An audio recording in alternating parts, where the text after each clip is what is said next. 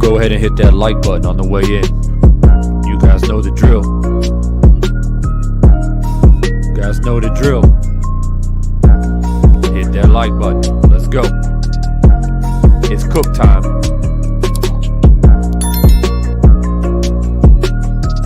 It's cook time.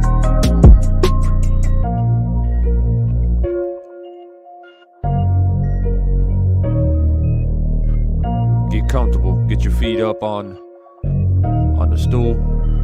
Lean back. It's cook time.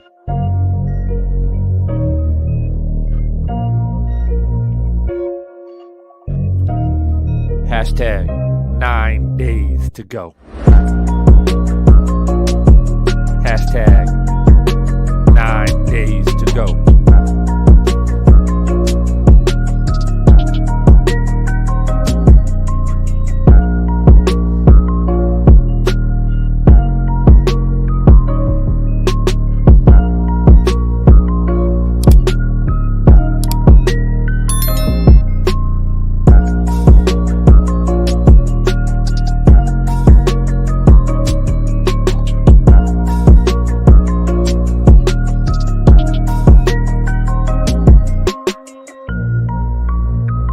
Come in, hit that like button. You know the drill. Hashtag 9 to go.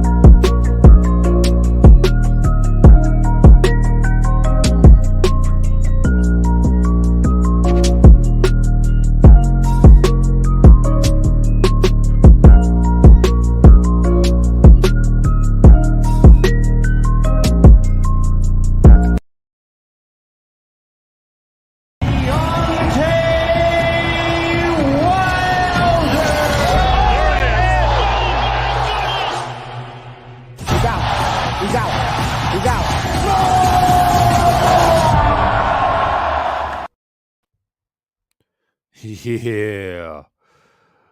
Yeah. We in here, man. It's Divine Sense Boxing in the building. Let the people know, man. All the people who can't comment right now because you can't comment unless you're a subscriber. Tonight is family night. So let the people know in the back. Hashtag 9 to go. That's right. 9 to go. Just FYI for all the people that are here live with me who came in tonight to jump in the show early. Just want to let everyone know congratulations to O. Williams. You've been wrenched up, sir. Thank you for the support over the extensive period of time that you've been dropping in. I appreciate you. Andrew Charles, salute to you, sir. Congratulations. You've been wrenched up. Freddie Ruger, not sure if you're still here because I understand you got to get some sleep. You'll be waking up in the morning. Congratulations, sir. You have been wrenched up. Omega Red, who recently been showing a lot of love to the channel. I appreciate you. Congratulations. You have been wrenched up. Longtime supporter, Moped. Hope you had a good day. Hope you've been having a good night. Congratulations, sir. You have been wrenched up. Respect to you and all the people who have taking the time out of their night to drop by tonight. I appreciate you more than you know. Shout out to the one and only Deanna Branch, Divine, Omega, Case, Moped, Chat, salute. Salute to you all. Dave dropping in his custom emojis. Hashtag 9 to go. Shout out to my man Dave. We got PGH Big Dog in the house as well. Salute to you. Make sure you guys come in, hit that like button. Make sure you guys come in, listen to my man O. Williams. He knows how to get down. He knows how to get this show popping. We got King of Kings in the building. Salute to you. Thanks for dropping by. Dirty Chivo. Appreciate you. We got Specific Volume in the house, man.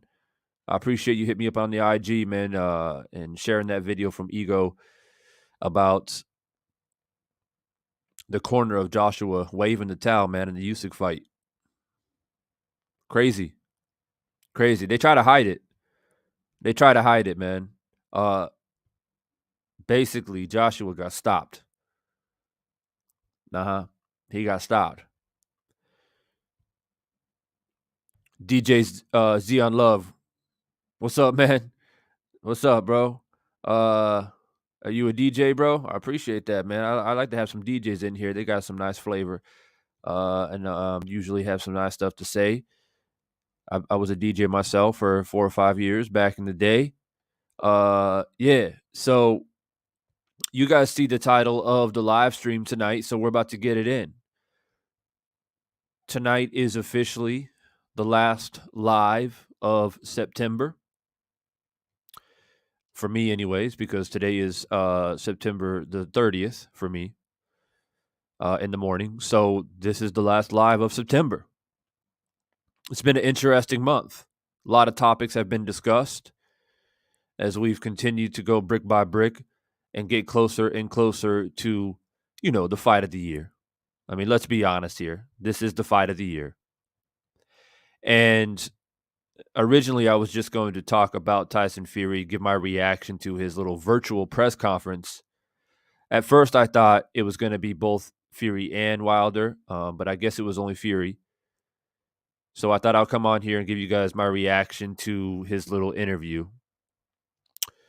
Entertaining, to say the least. And yeah, I'm being sarcastic.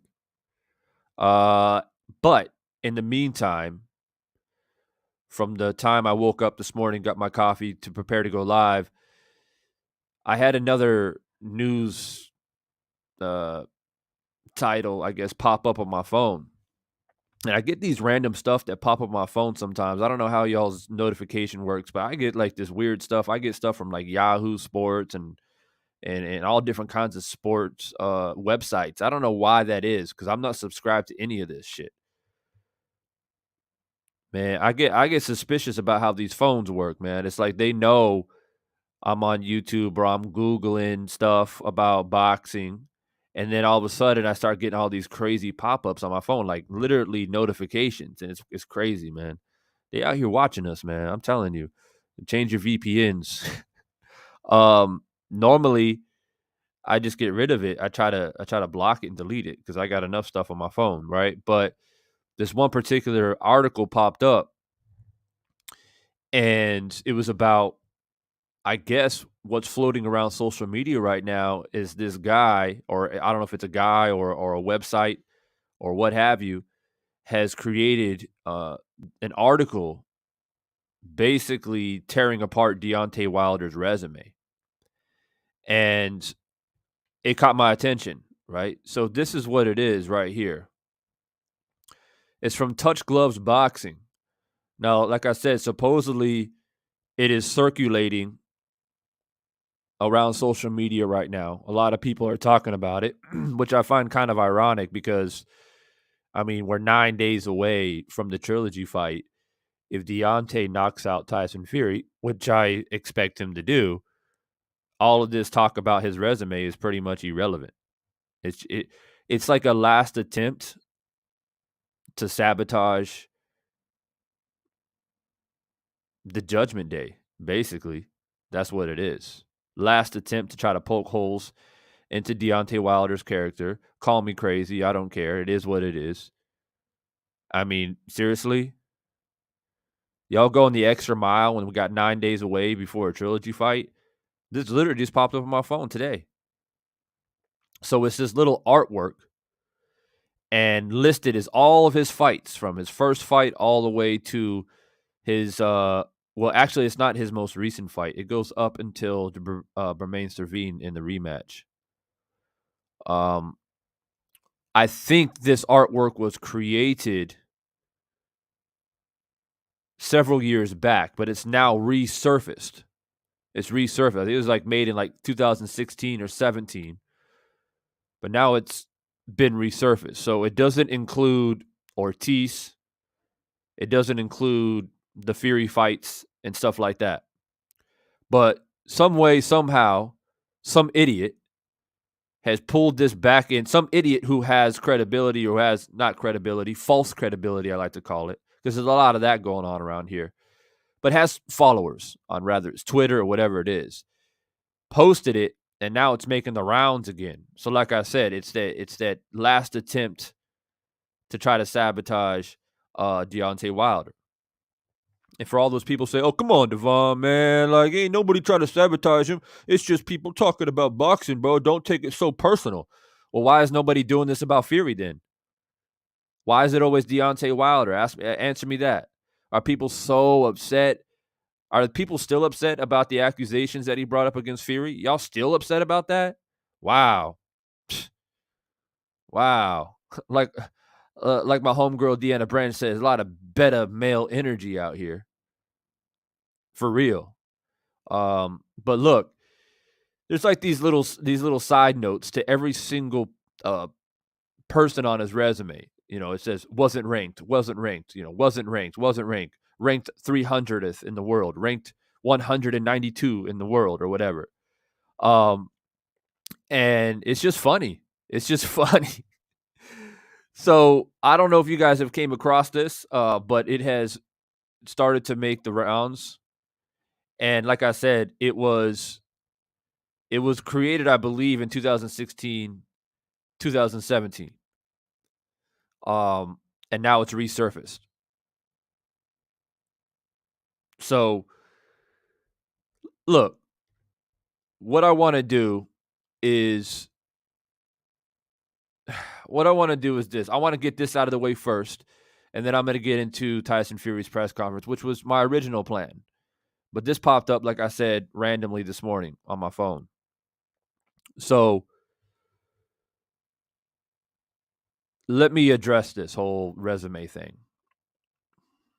At the end of the day, the only reason why this resume has been brought up and resurfaced, which hasn't been updated, which I find even more equally hilarious, like whoever posted this and caused this new circulation, at least have the decency to update it. How you going to end it out on his 39th fight? Like, you don't include the Ortiz fights. You don't include any of his most recent, 5, 6 fights or whatever it may be. Like, really? But that's it. That just tells you how dumb people are. It just tells you how ignorant and arrogant people are. They see this. They probably don't even know how many fights Deontay Wilder has had. Most people don't know. They just hate him so much that they see a photo resurface from 2017 and they're like, yeah, see, he's always been a bum. He's always been a bum. That's what people are saying. And they don't even have the intelligence or the savvy or the decency to actually look at it and be like, well, this ain't even updated. But look, the thing is I want to point out to people, right? Because y'all may run into this when you go on Instagram or Twitter later tonight or tomorrow, and you may see it because it's circulating, like I said. If you see it, right, and you see people commenting or somebody hits you up about it, it's simple. There's really no reason to argue with people about it, because the only reason why it came out is because it's a comparison of resumes between Wilder and Fury, right? Why else? If Wilder didn't have a fight lined up, nobody would be talking about. Nobody would bring this up. It's because the fight is creeping closer. You understand what I'm saying, people? It's because the fight is creeping closer. People are getting antsy. People are getting nervous. A lot of nervous energy. They're just trying to find their last saving grace. I'm dead serious. Right? But here's the thing. Even if I run into somebody on YouTube real life and they bring this photo to me, like, oh, bro, like, what do you think about this, man? Like, he's always been fighting all these bums. That's why he lost to Fury. That's the narrative. He's fought a bunch of bums, non-ranked fighters. When he finally stepped up in competition against, the great Gypsy King, he lost. Because they believe he lost the first fight too. 99% of Tyson Fury fans believe that Wilder lost the first fight. Okay, so we have to understand that. And then, of course, the second fight, right? So in their mind, they're like, soon as Wilder stepped up and fought somebody of real caliber, he lost. That's the narrative. But here's the thing. What's so great if that is people's narrative? And what is so great about Tyson Fury's resume? Because the first fight between the two is simply a subjective opinion. It's literally an opinion because it was a draw. We can argue all day long, right, until we're blue in the face on who won that first fight. You come over here in the Kingdom of Divine Sense, everybody in this building will tell you that Wilder won the first fight. And if you hopscotch over to some Tyson Fury supporters channel, they'll tell you that Fury won the first fight. So it really doesn't matter. The first fight is a draw. It's not a discussion, in my opinion. The fact of the matter is, Fury basically got knocked out.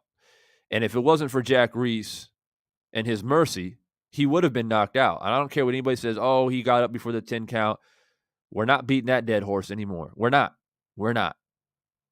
Now, I'm a nice guy. I'll give Fury his credit. He got up. He could have just laid there. He got up. But still, if it wasn't for the mercy of Jack Reese, that's a knockout. So, we take the first fight and we put it in a little box. Okay, wrap it up nicely, put it up to the side. It's irrelevant. It's a draw. Second fight's the only thing that you really have to stand on if you're a Tyson Fury fan. So, what we'll do then is we look at Tyson Fury's resume, and I'm looking at it right now. What's so great about it in comparison to Wilder? Because a photo like what I have up on the screen right now, right here, a photo like this surfaces, that's basically letting people know that Deontay Wilder's resume is terrible. And Tyson Fury resume, because, like I said, he finally steps up and fights a real caliber fighter in Tyson Fury. That's why he lost. Okay, why is Tyson Fury such a high caliber fighter then?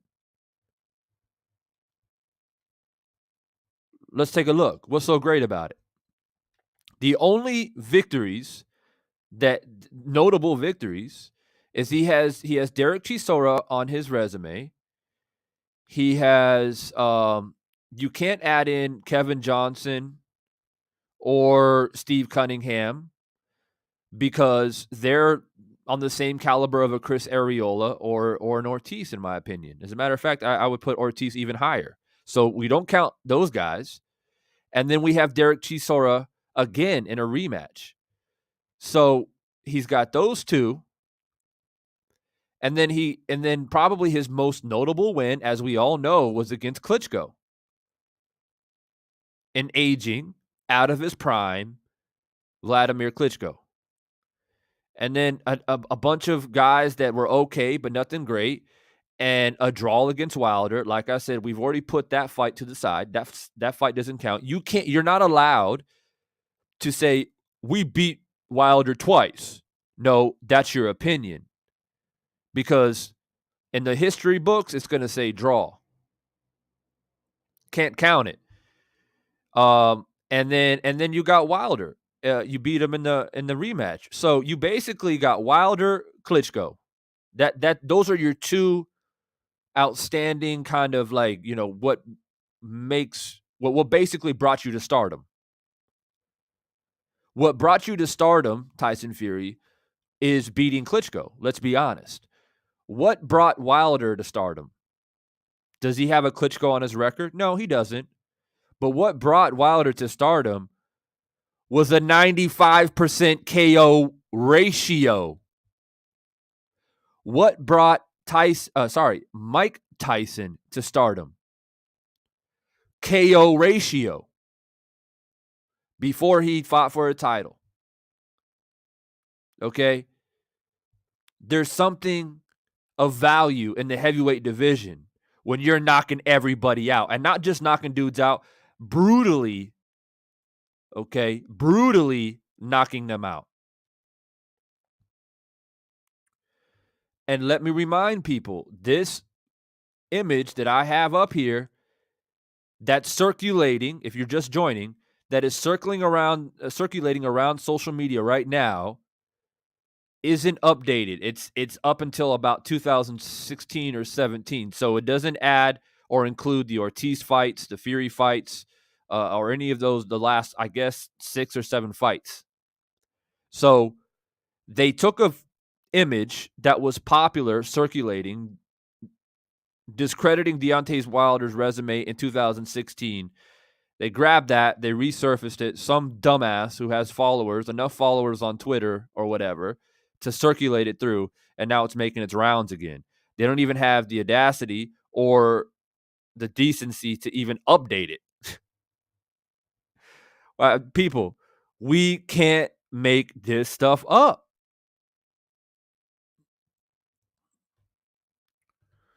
Boxing Redemption, what's good, man? He says, Divine, but isn't that the narrative the same about Joshua? Your last video, you were talking down on Joshua. How is this any different? Well, I don't know. Here's my thing. The Boxing Redemption.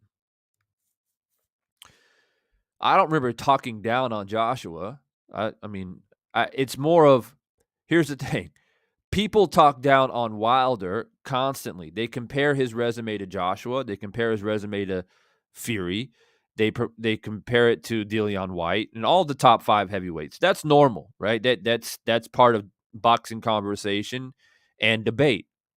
But at the same time, it's usually to discredit Wilder, right? So if people want to poke holes into Wilder's resume, then I'm going to poke holes in Joshua's. I'm going to poke holes in Fury's. So if people are allowed to toot their horn on their channels and saying Joshua has this great resume and Wilder doesn't, or Fury has this great resume and Wilder doesn't, then I'm going to come here on Devon Sense Boxing and I'm going to state my case for Wilder. That's what I'm doing, Boxing Redemption. And Boxing Redemption, let's be brutally honest here. Let's be brutally honest here. Video has already surfaced. Shout out to Boxing Ego, who just made a video about this. That at the end of the fight, Joshua's corner was waving the towel against Usyk, a blown-up cruiserweight. No disrespect to Usyk, undisputed champ at cruiserweight, who's now a heavyweight. But, you know, he's a cruiserweight. Joshua's corner was waving the towel, and the ref didn't see it. Not to mention the weird time that ended sooner than it should have. And I've heard different theories. I've heard that it was quick. I heard that, oh no, the virtual clock on the TV wasn't the same as the real clock. I've heard it all. My point is, Joshua just got dismantled. Okay, that's it. Joshua just got dismantled.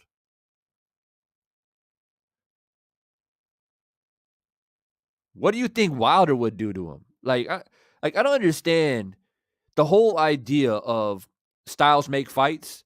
That only goes so far. The man got dismantled by a dude that just moved up from cruiserweight. Basically, with this new footage that has been released, he got stopped. It should have been a TKO. Who would have guessed that? Who would have guessed that Usyk? Who would have bet that Usyk would stop Joshua? Who would have bet on that? Nobody would bet on that.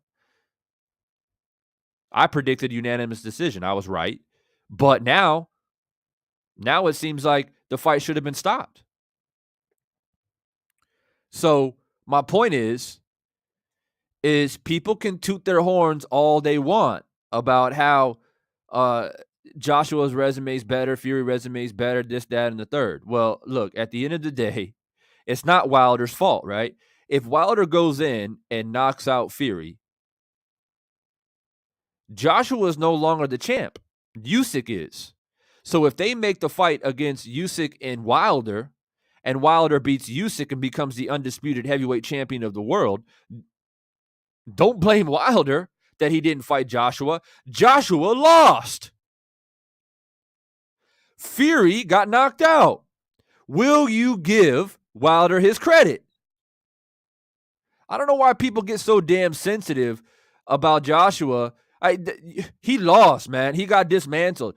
Stop trying to make excuses. We're not mincing words here. You know what I mean? Like, the dude got dismantled.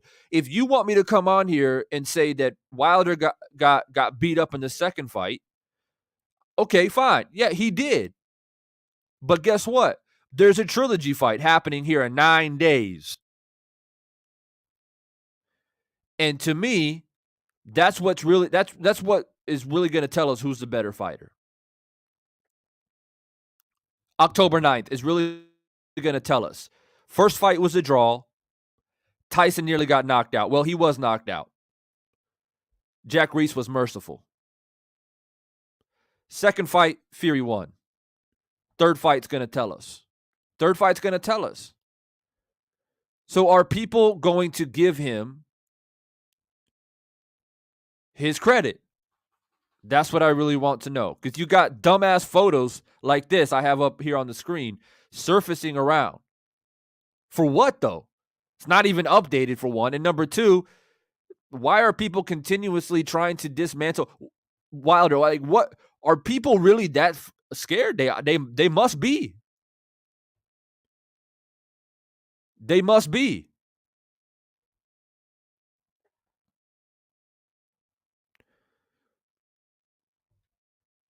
So I appreciate everyone dropping in their comments here, man. I get up on my soapbox sometimes, and I'm not able to read all the comments.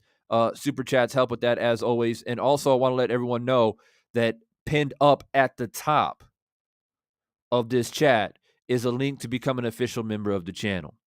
All right, $2.99 to show your appreciation. Small donation to the channel. Have access to perks. I just made a video exclusive for members only yesterday. So I continue to do this for our official members. And for all my official members that are currently in the chat, go ahead and drop some of those custom emojis to let the people know what kind of stuff that they can have access to if they do decide to become an official member. I appreciate you. So I just wanted to share this photo, okay, and let you guys know what's going around. You guys can prepare for it. You may run into it. And I have no problem, FYI. Let me say this on the record. I have no problem with people trying to break down resumes and poke holes in it, because I do it too. We all do it. I just find it ironic, okay, to be honest with you. I find it ironic. The timing is quite ironic, considering that we're 9 days away from the trilogy fight, and some dumbass puts this on the internet, and now it's circulating, and it's not even updated. I mean, you got to convince me that this is not an attempt, a last desperate attempt to try to dismantle Wilder 9 days away before a trilogy fight. You're gonna have a difficult time convincing me otherwise. Maybe I should make a graphic like this and do something like this for Tyson Fury. How about that? How would Tyson Fury fans feel if Divine Sense Boxing made a graphic like this and discrediting Tyson Fury's resume? They wouldn't like it. Let's just put it that way. They wouldn't like it. How would the Joshua fans feel about it? And as a matter of fact, I was considering on doing it, because before he lost to Usyk, Joshua fans were out there beating their drum, talking about he had the best resume in the heavyweight division. And I was planning to make a video / graphics dismantling his resume. But I'm a nice guy. I felt bad for him a little bit that he got beat so soundly against Usyk. And I didn't do it. But you see, I'm a nice guy. But everyone likes, they like to claim that, that's a sign of weakness. Every time I'm nice, they say, oh, Devon's weak. But when I'm ruthless, they try to twist and be like, this guy Devon, he's crazy, he's a clown. Nah, the truth is, man, you can't handle the truth. That's what's really up. You can't handle a real one. Just like people can't handle Caleb Plant bitch slapping Canelo. People can't handle Caleb Plant calling Canelo what it is, a cheater. People can't handle the truth. But like we always say, the truth will set you free. Let me just double check something because I'm curious. I want to double check. 76. Let me see. I'm just looking at resume real quick because I just want to double down on something. 7. All right. So when Tyson Fury and Vladimir fought, Vladimir was 39 years old. Just FYI, 39 years old. Okay. Lots of wars, a lot of battles. It was his 68th fight. Okay. So, whatever you want to call it, if you want to poke holes in Wilder, I got a lot of ammunition for Tyson Fury. Trust me. Shout out to Jalen Alexander becoming an official member of the channel, bro. I appreciate you. Welcome to the family. Corey D. Ron, what's good, man? Thanks for dropping by tonight. I appreciate you.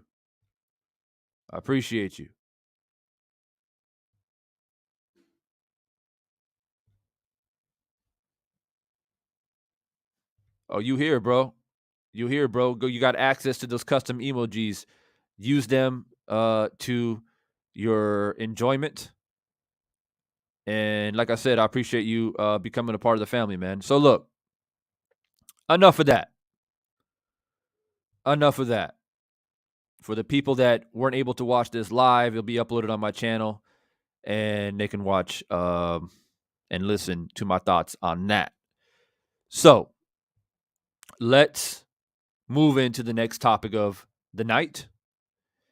And like I said earlier when I first started this stream, for all the people that are just jumping in, I appreciate you. Make sure you come in, swoop in, smash that like button. We currently have 68 people in the chat. We should have 68 likes. And the only reason why I would imagine we don't have 68 likes is because we must have some haters up in here. Otherwise, I know my family's going to hit that like button, right? I know my family's going to hit that like button, right? You guys know the drill. I like to get to those 100 likes every live. That's always the goal. So it's up to the family to make sure that happens. All right. Let's keep it moving, man. The next topic, man. So if you guys don't know, Tyson Fury had a little press conference / virtual interview. It's a solo interview earlier, I guess, today. So I wanted to give my thoughts on it. I'm not going to get into him talking about anything other than the fight against Wilder. So I ain't got time for Bob Arum. How he's still alive, I don't know. But anything other than Wilder Fury, that's it. I'm not going to give my reaction to it. But there were some things said in the interview, of course, that I'm sure you guys would be curious about my reaction / thoughts. And so we'll go ahead and get into it. Like I said earlier, I wasn't sure at first if it was a virtual press conference between both Wilder and Fury, but I'm guessing, I don't know for a fact, but I'm guessing that Wilder said anything that involves Tyson Fury, you can count me out.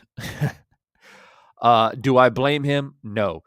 Do I understand that a lot of people find that offensive and they think it's unprofessional by Wilder that he doesn't show up and face the music, as they like to say? Oh, yeah, I understand it. I know that's what people are saying. Do I care? No, I don't. You came to the wrong place if you're looking for sympathy from me. Wilder does his interviews with other people. He gets his voice out there with other channels that don't disrespect him, that don't try to bait him. And at the end of the day, man, they're 9 days away from a fight. You think Wilder wants to be pressed with questions about gloves and egg weights and spike water? He don't got time for that shit. He's already said what he's had to say. And see, he doesn't trust you. He doesn't trust you people. I mean, they even bring it up to Fury now. 9 days away from the trilogy fight. And they're still bringing up the questions of the allegations to Fury right now. They can't let it go. And people come to us. Well, at least me. I don't know about other channels out here who support Wilder, but they come over here talk about, damn, Devon, you can't let it go. Like, oh, why you keep talking about it? Man, I keep talking about it because you people keep talking about it.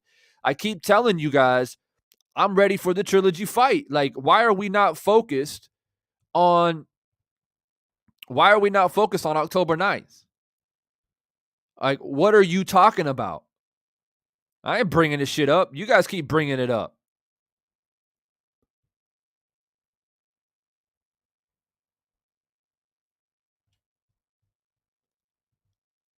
Yo, one of my wrenches, man, get this guy out of here. This shit wrangler. Get him out of here. Get this dude out of here, man. I'm sick of it. Sick of it. All it is a bunch of trolls, man. We got a dude out here jumping on certain panels, calling me a clown and shit. Nobody wants to debate. Nobody really wants to debate. And anytime they want to debate, they're like, "Oh, you got to come over here, though. You got to come to my team. You got to go to the enemy's backyard. That if you want to debate, none of y'all people want to go to my channel and debate or any other channels out here who are Wilder supporters. You don't dare to do that. But I go to Fury supporters all the time because I'm built like that. Cowards, cowards. Sick of it.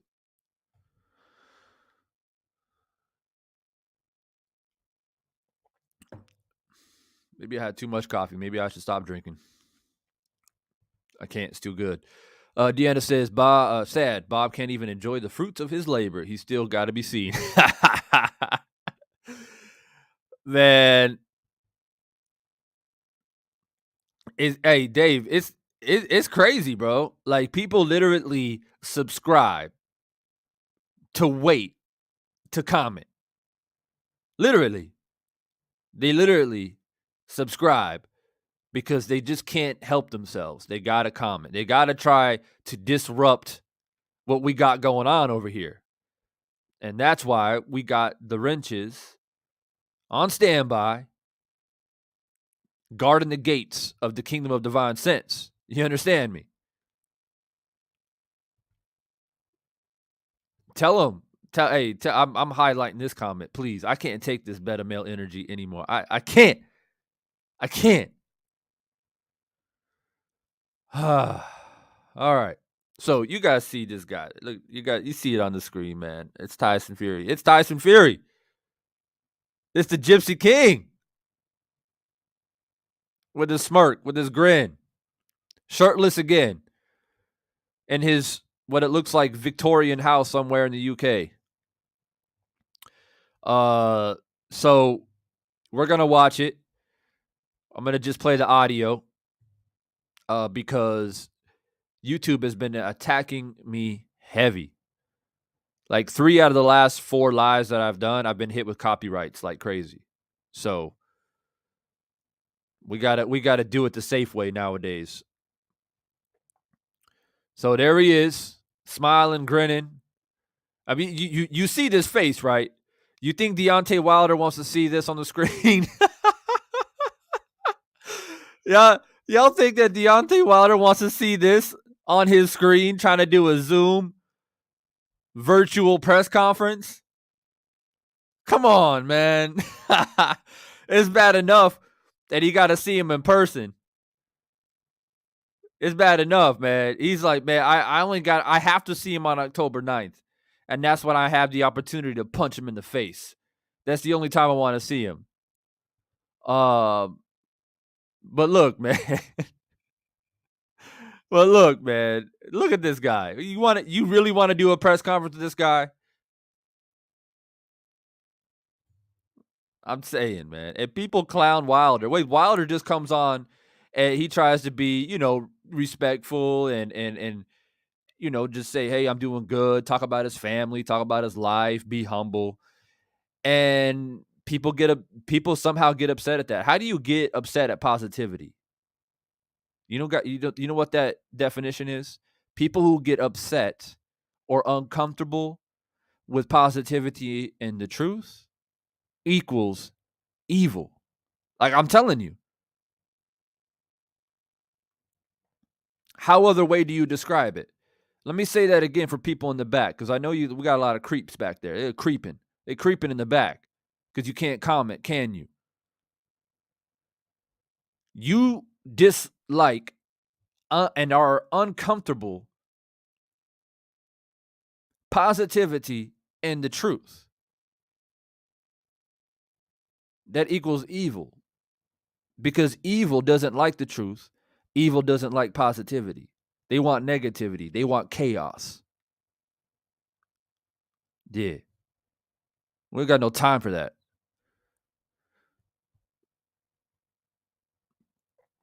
Big homie Coop, what's good, man? Thanks for dropping by tonight.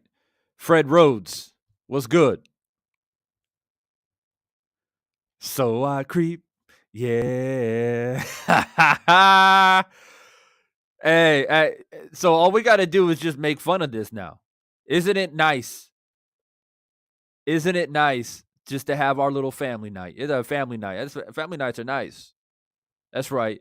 The gates of the kingdom of divine sense are locked. We got our wrenches standing outside, and we having a good time, man. So I creep. Yeah. Hey. Let's get into this, man. Let's get into this. Tyson, you dispelled the myth basically that fighters can't really learn a lot in their first camp with a new trainer because because obviously you did, you performed so well in the fight against Wilder, the last one. What do you think worked so well for you in your first camp with Sugar Hill? And then what do you think Deontay Wilder might be able to change about himself in this first fight with his new trainer? Good question. And the answer to that question is, it only took me 6 weeks to go from a slick boxing counterpuncher to an aggressive knockout puncher. With 6 weeks with Sugar Hill, changed me full style, full outlook on boxing. Deontay Wilder's had 16, 17 months, however long it is, since we fought, to change his style. I believe he probably could have got a degree from college in that time if he would have worked hard enough. Never mind change his boxing style. Anyone can do whatever they want in life. Everybody will have a game plan. Everybody will do what they think they're going to do until... Okay, stop it there. You guys see, I got to readjust my neck because when he speaks, I feel like my posture's off. When Tyson Fury speaks, my posture's a little bit off. I got to readjust my neck because it's something about the vibrations from his voice. It just makes me cringe to the point where my posture's off. You know what I mean? Let me stop it there, man. Loud boy, I appreciate the super chat, bro. Every little bit helps keep us motivated out here to continue to drop this content out here, man. I appreciate you. Look, this whole idea of him becoming this big puncher, if I had to pick one topic out of the hat that irritates me the most, it would be that. All the stuff that comes out of Fury's mouth, and it's a lot of BS. Let's just put it that way. The one thing that irritates me the most, like nails on a chalkboard, is him saying that he's become this new great George Foreman type fighter, come forward and just destroy people. Give all credit to Sugar Hill. I've only been doing it for 6 months. I feel amazing. All this different stuff. Now, look, I'm going to take a little bit of that and take it for what it is, a grain of salt, if you will, because he's trying to promote the fight. He's trying to promote himself. He's trying to keep his fans believing in him, whatever. But, and miss me, you can miss me with that horse shit. Like, for real. This new recreation of Tyson Fury, and you want to continue. I think he says it later in this interview. He says, when things get rough, Wilder and all the stuff that he's learned over the past 18 months, he just said it himself. I think Wilder's been training for like 18 months for this fight. He could have got a university degree in that time with his narcissistic self, sarcastic self. Because, you basically just shot yourself in the foot, made yourself look really dumb with that statement. Because you said, he's been training for 18 months. I've been training for barely, he said 6 months, but reality, maybe 2 months for this fight. He says later in the interview that he hasn't really trained because he got COVID and his daughter was sick. Yeah, he'll mention that later, right? So you literally shoot yourself in the foot and you say, Deontay's been training for 18 months for this new style. I've only been training for essentially 2 months. I'm going to be able to change myself, my style, which I've been doing my entire career, but Deontay won't be able to. And why is that? Why is that?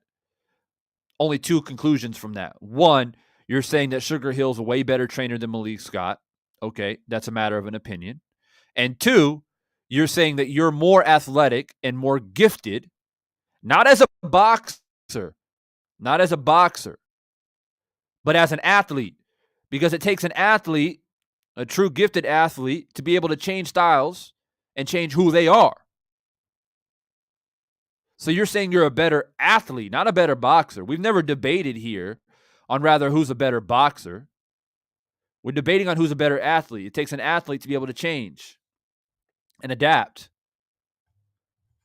So that's what you're saying, Tyson Fury. You're saying that Sugar Hill is better than Malik, and you're a better athlete. You only need 2 months to change your boxing style, which you've done your entire career, Wilder's been doing it for 18 months, but it won't matter.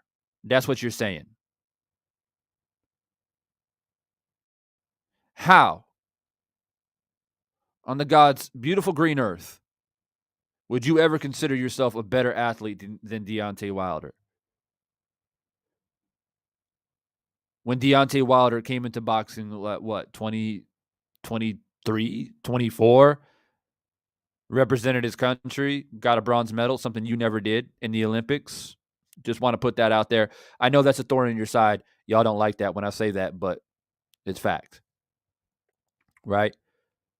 Knocking everybody out, accomplishing what nobody thought he could. Nobody at no point. I don't care what anybody says. I won't say nobody because that's there's no such thing as definite or 100%. Most people, okay, never came out and thought that Fury wouldn't be something. Most people thought that Fury, or even early in his career, thought that he was going to do damage because he's a 6'9" heavyweight who can move and box and slippery. And so he had a nice little pathway coming from the UK, all that stuff, right? Deontay earned it the hard way because from day one, he was getting critics. Nobody really wanted to even give him credit for winning the bronze medal, right? Somehow it was a fluke. But his whole career, everyone's saying, well, eventually he'll line up against somebody who's just too good. I mean, he has power and that's it. And what did he do? He just kept winning and winning and winning and winning and winning and knocking guys out, knocking guys out, knocking guys out. So I think the conversation and a debate on who's a better athlete is dead in the water. So everything you just said right there about, I can change styles, but Deontay can't, that makes you sound extremely idiotic. I'll keep it moving now. What Mike Tyson said is 100% true. Until they get punched in the face, then they realise that they've got to do what they've got to do to survive. And that's what boxing is. Everybody's got a great game plan until it comes down to it. And that's what it is. Do you want to grow your YouTube channel? Do you want to earn more views, more subscribers?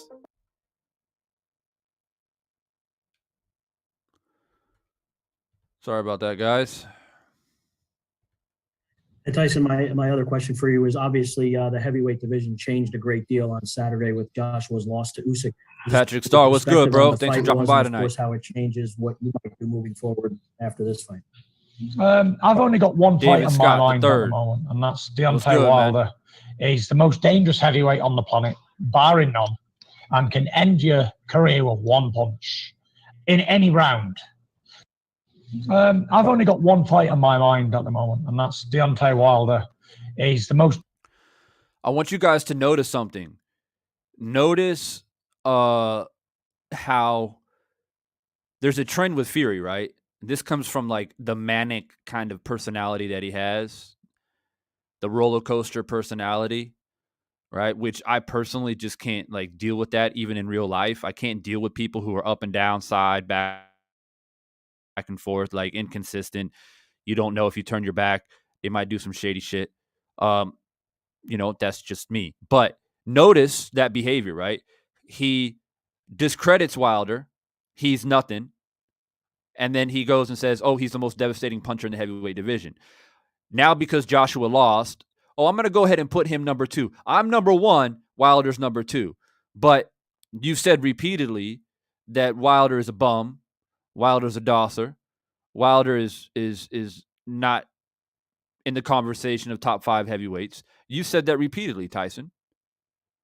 So notice that, right? Notice I can't stand him. He's nothing. He's terrible. He's a bum. Oh, but he's devastating. I'm focused on him. I'm focused at the task at hand because it's a dangerous fight for me. So notice that as he continues to go on. We got G Funky Box in the building, bro. What's good, man? Thanks for dropping by tonight, man. Hope life is good with you and your family, bro. Congratulations. So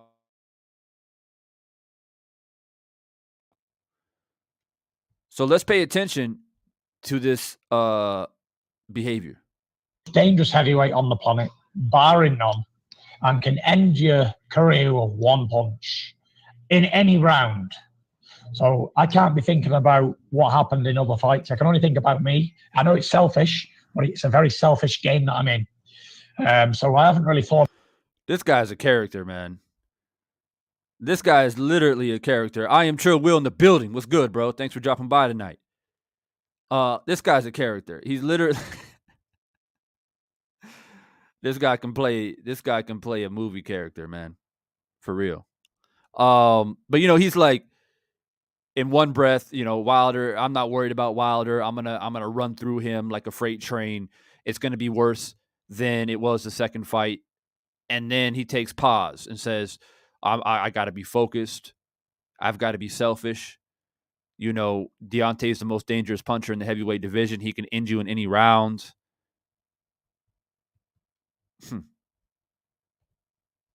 What about Usyk or Joshua? One thing I will say, though, while everyone's listening is I've got no interest in slating anybody, or kicking anybody while they're down. It ain't my style. I like to pick on someone who's doing well, successful, on top of the game. I don't like picking on people who are down and probably at the lowest point and probably mentally unstable and unwell with a big loss after such a long reign. So, Usyk done his job. He had to do what he had to do, and that's that. And Joshua's got to do what he's got to do. But like I said, none of my real business. Can't say I'm interested because I've got the Bronze Bomber to deal with. And then whoever's next, we'll deal with them, just like I've done the other 31 opponents I've already faced. Okay. Thanks. Yeah, and I think he'll say later on in this interview as well that, I think Wilder is mentally weak. I think he says, I'm paraphrasing here, mentally weak, and things like that. And then he'll refer to his own mental health. The hypocrisy is astounding. And so for me, I've always asked the question, if you look at it from, I guess, a surface view, on the surface, right? When Fury doesn't open his mouth, and you look at it on a surface view, seems like a big heavyweight who's got some skill. Okay, if that's your flavor, cool, right? But if you claim to be a boxing fan and you've been following this trilogy, the amount of dumb shit that came out of this man's mouth is absolutely astounding. I just don't know how you can be a fan of someone. If that type of entertainment entertains you, then I'm sorry, I question your sanity a little bit. It's kind of especially if you're an American, if you're in America and you claim to support heavyweight boxing in America, but then you go for this guy, Fury. I guess if you're a betting man, if you're a betting person and you don't have any emotional attachments, you're not a fan of nobody, you want to go for Fury because he's the betting favorite. Okay, fine. I get that's another topic or a conversation.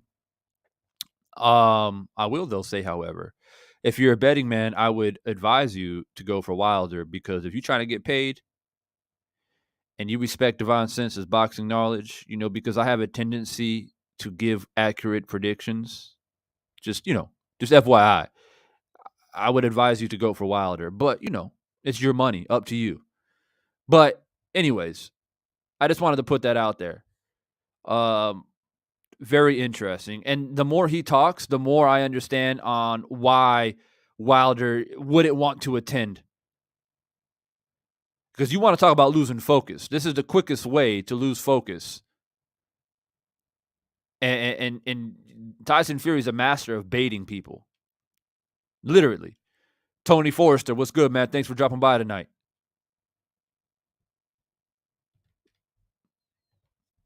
Thanks, Tyson. Thank you. Thanks, Keith. Next up in the queue is Dan Raphael. Go ahead and unmute and ask your question, Dan. Hey, thank you very much, Christina. Hi, Tyson. Oh, God. Hi, Don. Dan. Come on, Tyson, Danny. Let's my go. question for you is, so the delay has happened, and I wondered, it's been a while, but think back to the immediate aftermath of the second fight that you had with Deontay Wilder. I wanted to know, how annoyed or whatever the right word is were you with all of the things that he said were his reasons why he lost? He said that you manipulated your gloves, that his trainer spiked his water, that his outfit was too heavy. There was like 10 different reasons why he claimed he lost. He could never seem to. See, this is why I would love to punch Dan in his face. I told you guys before I even started this little conference here, this press conference, that they were going to bring up these allegations. Now you guys understand why Wilder doesn't want to attend now, right? You guys. I hope you guys understand why. How in the F are you going to bring up the damn glove conspiracies and all the accusations that were brought up against Tyson Fury 9 days away before the fight? Nobody wants to hear that shit, man. Come on, Danny. You've been in the game long enough. You know not to ask him dumbass question like that. You know, we want to hear about how's his training, how you training, Fury? If I was in that press conference, maybe I need to join the press. Maybe Devon Sense Boxing needs to get a press pass because I'm tired of this. I'm so tired of it, man.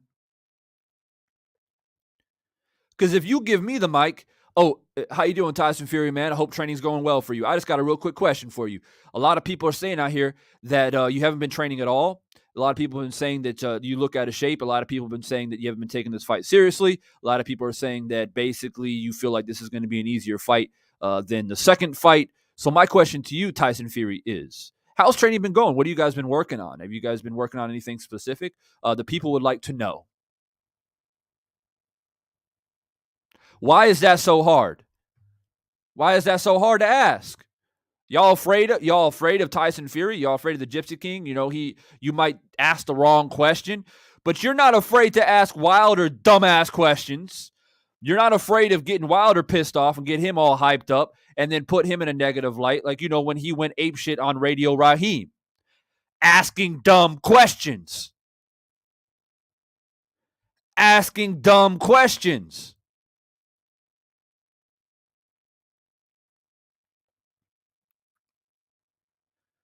Dan has been a part of at least 20 years, if not more.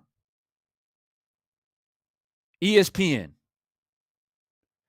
And at all the goddamn questions he can ask, he just asks, I just want to bring up the glove thing again. What do you think about these excuses? Man, shut up. Seriously. If I was on the panel, they would have kicked me off the panel. I swear to you, they would have kicked me off the panel. I got my irritations, man. And because Wilder's not on the panel, they're going to feel more at liberty to ask that dumbass question. There always has to be one. There always has to be one. And it's sad that it's Dan Rafael because he's been in the game for a very long time. It's sad.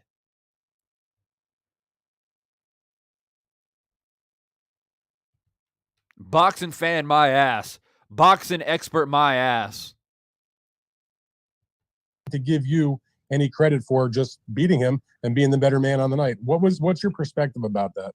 I don't really make much of all the excuses that were flying around for so long. And I think it just made him a weaker character and less of a man, less of a fighter. Because, when... Weaker character, less of a man. Okay, this is what he's saying. That's what he's saying. You get beat, you get beat. Shake the man's hand and move on.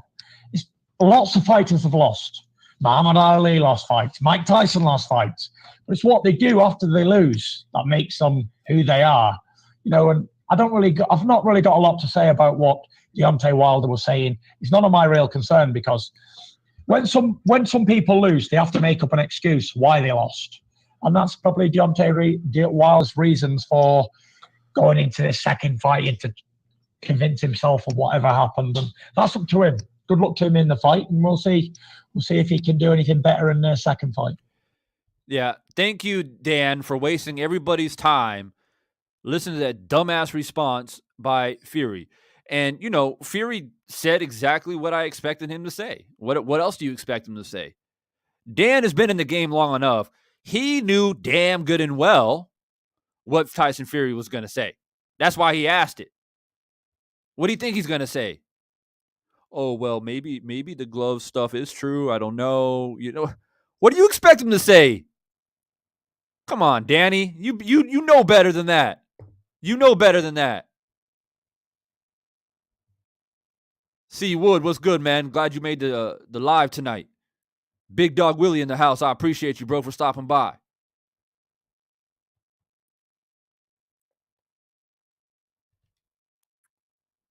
Patrick Starr says, Dan, we want more upcoming fight news, not what happened in the past. Like, I get it. You know, 6 months ago, it was a hot button topic. Everybody was making videos about it. The media was talking about it. You know, okay, but we are 9 days away from the trilogy fight. And of all the questions you can ask, you got to bring up the conspiracies, the allegations, the accusations. That's how you're going to do it. Because you know how Tyson Fury's going to respond. And Wilder's not there to defend himself. And for everybody sitting there wondering, well, maybe if Wilder showed up, he can defend himself. Why would Wilder want to talk about this 9 days away from a fight? Why? He didn't want to talk about it back in late June, leading up to July 24th when they had the press conference. He didn't want to talk about it then. What makes you think that he would want to talk about it 9 days before the fight? He's already had to wait long enough to get his revenge. I don't care what people call it. To him, to Deontay Wilder, it is revenge. So, Trev Stroker, what's good, man? He says, whatever. We know you didn't beat Wilder fair and square. I guess he thinks the British accent makes him sound more truthful. I mean, my issue is, Tyson Fury, he's going to say what he says. My issue is in this scenario are these dumbass people asking these dumbass questions. Like you should be a non-biased journalist. Let's ask questions to the fighters about how their training camp's going, how they're feeling, what's going on. That's what the people really want to hear. But it's just an extra little feather in the Tyson Fury fans' cap to bring up these questions to, again, continue to poke holes in Deontay Wilder. And for everybody went, well, Divine, why do you care so much? Like, you know, why do I care? Why do I care? This isn't 6 months ago when people had their stance, they were building their defense fortress, and they were going back and forth. This is 9 days away from the fight. I don't want to hear that shit. That's why I have a problem with it.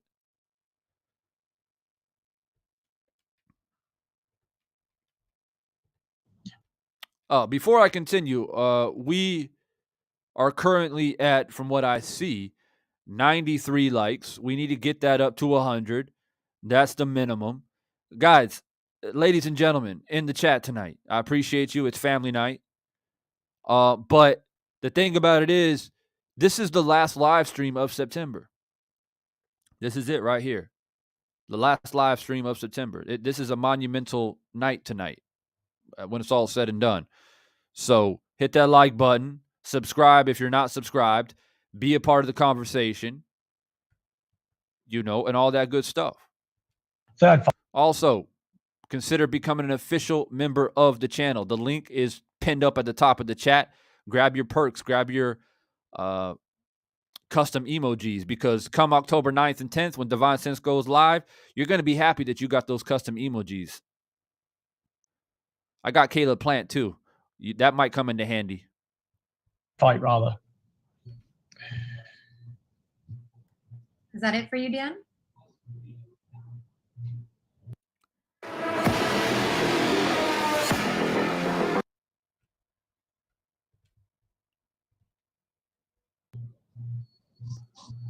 Okay. I guess that's it for Dan. Yeah, now. that is We're it. gonna That is go it for to Dan. The next question Yeah. is from Bye, Jeremy Dan. with Fansided. Jeremy. Bye. Hi, Tyson.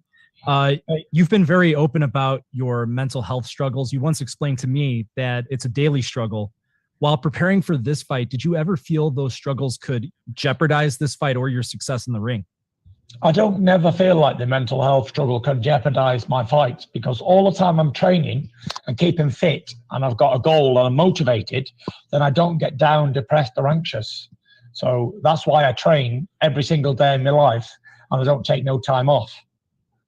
As far as what we've seen from Deontay Wilder so far, the videos, the training montages, do you think there's anything that he could possibly do to better his chances in this fight? See, that's a decent question. That's how you should ask questions. Hey, Tyson Fury, have you been paying attention? We don't think you've been training, but Deontay Wilder has. Have you checked his Instagram page lately? Are you worried that you might get knocked the fuck out? That's a fair question. That's a good journalist question. Thank you, whoever that is. Going forward. Yeah, I think he could try and land more punches on my face, and that will help his chances of winning. Sounds good. Thank you. Usually a good idea if you try and hit the opponent in the face as much as possible. Such a political answer, right? Such a politically correct answer there. He's like, oh yeah, the best way to beat me is punch me in the face. Ha ha ha ha ha ha ha. That's how a third grader would answer a question like that. Whatever. Moving on. Cheers, Jeremy. Thank you, Jeremy. Next up, we have a question from Jonathan Nagoff. Jonathan, go ahead. Hi, Tyson. Thanks for coming on. Keep those likes coming. Deontay Let's go. says he's reinventing himself and, people look at his training footage. What do you make of that? And do you think you will see a different Deontay Wilder this time around? The guy previously just asked the same damn question. See, here's the problem. Here's the problem with journalists, and I maybe I should get I might need to start getting press passes once this channel gets a little bit bigger. I'm definitely going to consider it. See, this is the problem with the media. They got their little notepad, right? I know what they do. I've been in this game for a long time. I know exactly what they do. They got their little notepad like this. They write down their questions, and they attend a press conference, and they wait to get their turn. And they read it from their little note card, or they memorize it or whatever, and they ask the same question. These people don't know how to adjust on the fly. How are you going to ask the same damn question that somebody just before you asked? And you guys wonder why athletes, not even just boxers, but athletes across the spectrum, they get irritated at journalists in the media because they just ask dumb shit and they ask repetitive questions. How many times have you heard athletes say, I've already answered that? Like, you worded it a little bit differently, but I just answered that. See, you as a journalist or a person of the media, rather independent media or a big channel or whatever it is, a big network, you have to have a bit of savviness, right? You got to be savvy, man. You got to be able to think on the fly. You got to be able to freestyle and come up with things off the top, make questions interesting, because you want people to like nod their head, like, yeah, that was a good question, right? When I listen to interviews and stuff like that, that's what I want to do is be like, yeah, that's a good question. I want to hear the answer to that. But half the time I'm shaking my head. I'm not nodding my head in agreement. I'm shaking my head in disbelief.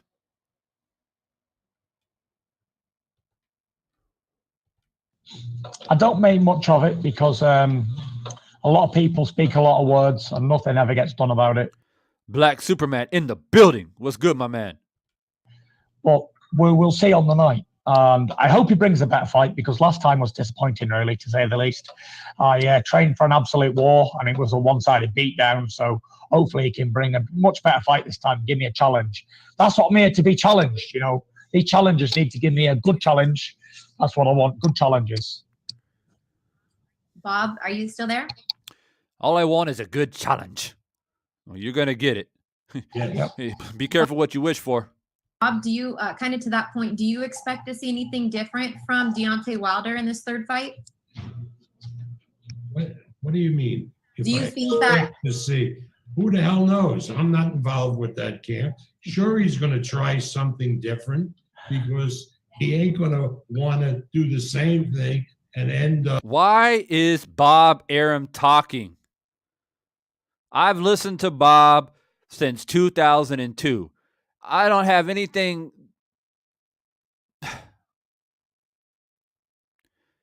Somebody please tell me, why is Bob Arum? Why are people asking Bob Arum questions?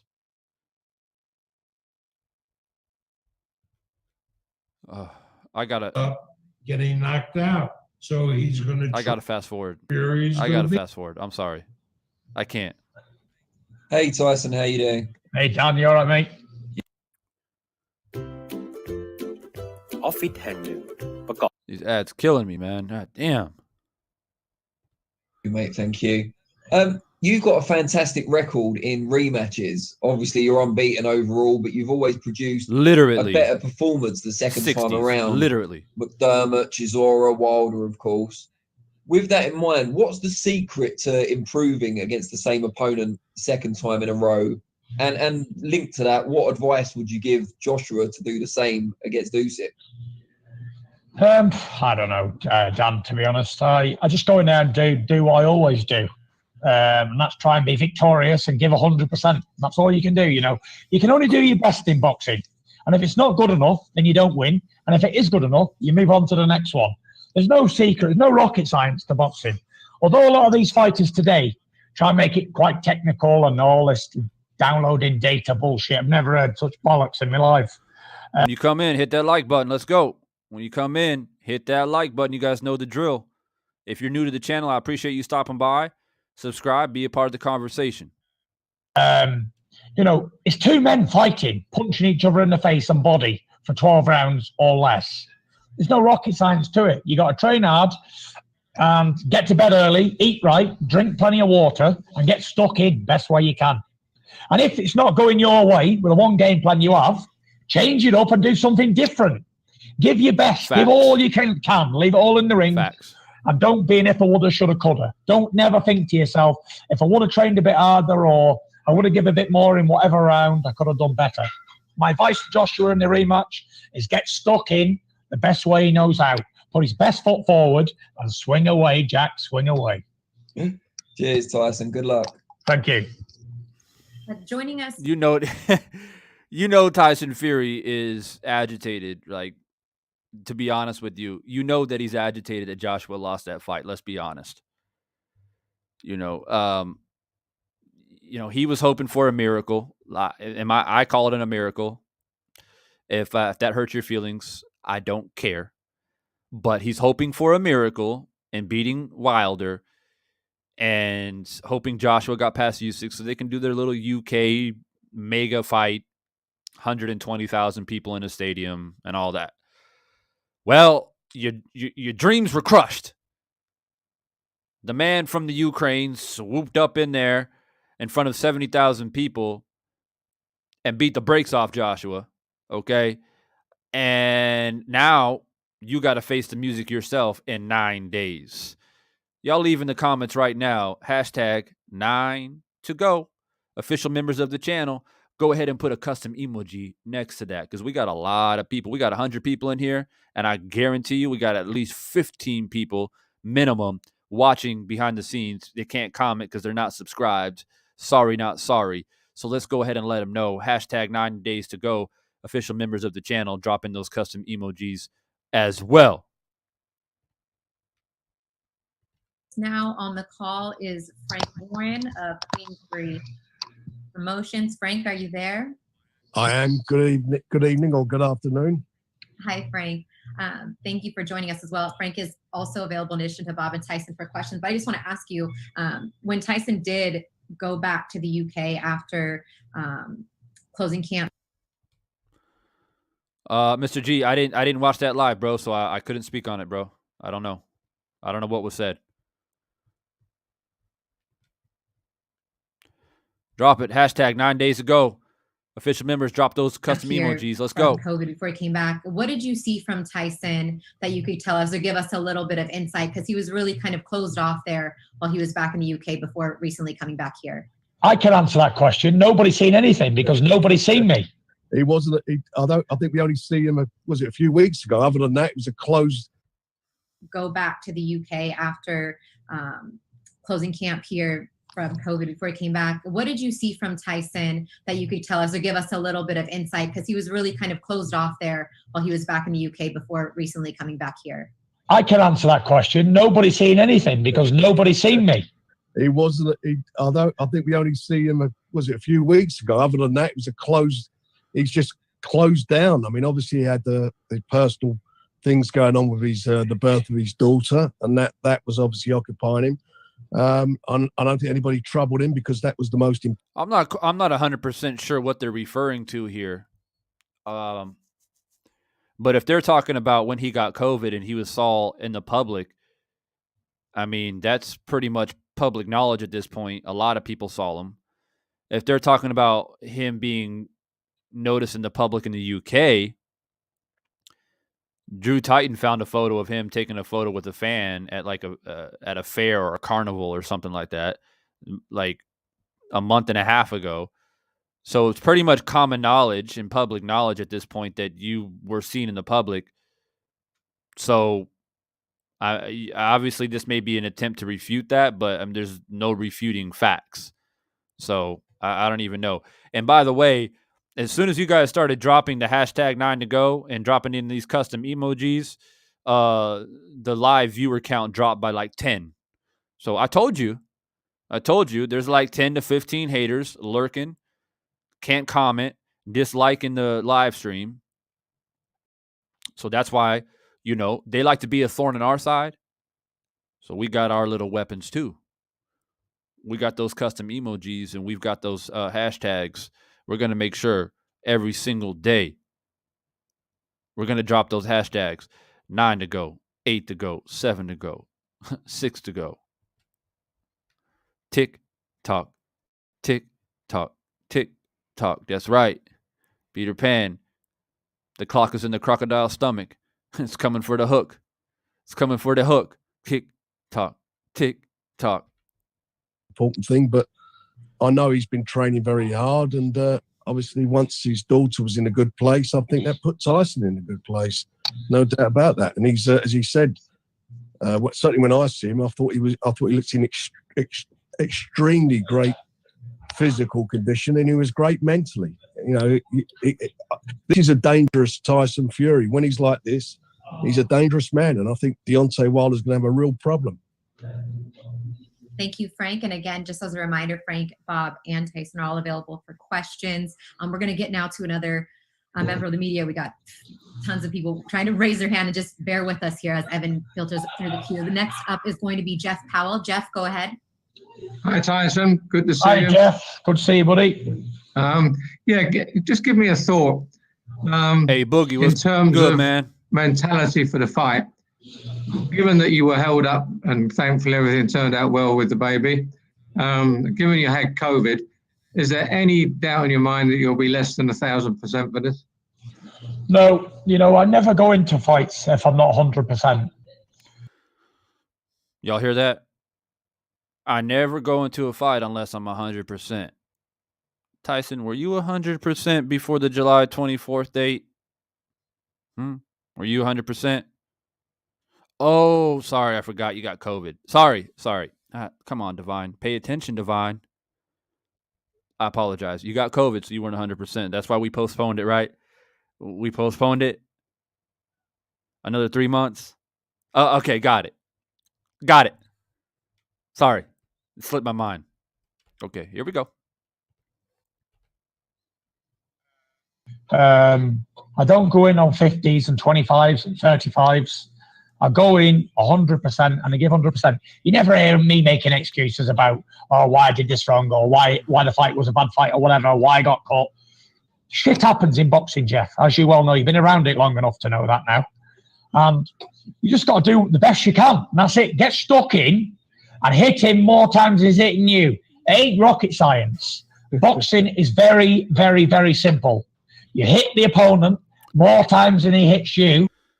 And I just want to say this for the record. Talking about hitting and hit him more than he hits you and all this. I want to say this for the record right now. I hope Fury comes forward. I really, really, really do. I hope for once in his life, he actually tells the truth. And he comes forward and does what he tried to do in the second fight. None of this boxing stuff, trying to box for 12 rounds and prolong the fight, prolong the inevitable. No. Be a man of your word, okay? Be a man of your convictions. You were telling everybody that leading up to the second fight, I'm going to walk him down, I'm going to walk him down. Okay, you did that. You did it. Okay. You got away with it. You got away with it. You got your little victory. But be a man of your word, because this time it means even more. Because you got away with it the second time. Everybody applauded you, for the most part, not everyone, but most of the media applauded your victory by taking down the Bronze Bomber. You got away with it. But it means even more in this fight, the trilogy fight, if you're going to be a man of your word and actually come forward and try to beat up Deontay Wilder. Because I tell you what, I really, really hope you do. None of this boxing stuff. Come forward. And let's see what happens. Since you want to sit up here and talk about, oh, you got to hit them more than they hit you, and it's not rocket science, and boxing is simple, just go in there and hit him more than he hits you. How many times? And if you agree with this next statement that I'm about to make, just hit the fire emoji in the chat. How many times have we seen Fury in a fight where he hardly throws punches at all, except a flicking jab, and he's too worried about slipping punches and not engaging in a fight? Talking about hit them more than they hit you, and I'm going to come forward, I'm going to beat you up, and this and that and the third. Real question. And if you agree with me, or actually it's a statement. If you agree with my statement, fire emoji in the chat. This man don't throw punches. The first time we've ever seen him throw punches was in the second fight against Wilder. And he was able to do that because Wilder had no legs. Literally. From when the fight first started, when the first bell rang. I'm pretty sure anybody in this chat, if you were to go spar someone or throw it into a boxing ring to fight someone and they didn't have their legs 20 seconds into the fight and you can noticeably see they can't move, you're probably going to throw punches too. Now, don't come over here disliking shit because I'm bringing this up. I know it hurts your feelings. But the fact remains, Wilder didn't have his legs basically since the first round. I don't want to hear none of this about, oh, that's not right, Divine. He lost his legs after he got knocked down. No. I've seen the fight multiple times. Multiple times. My eyes do not deceive me.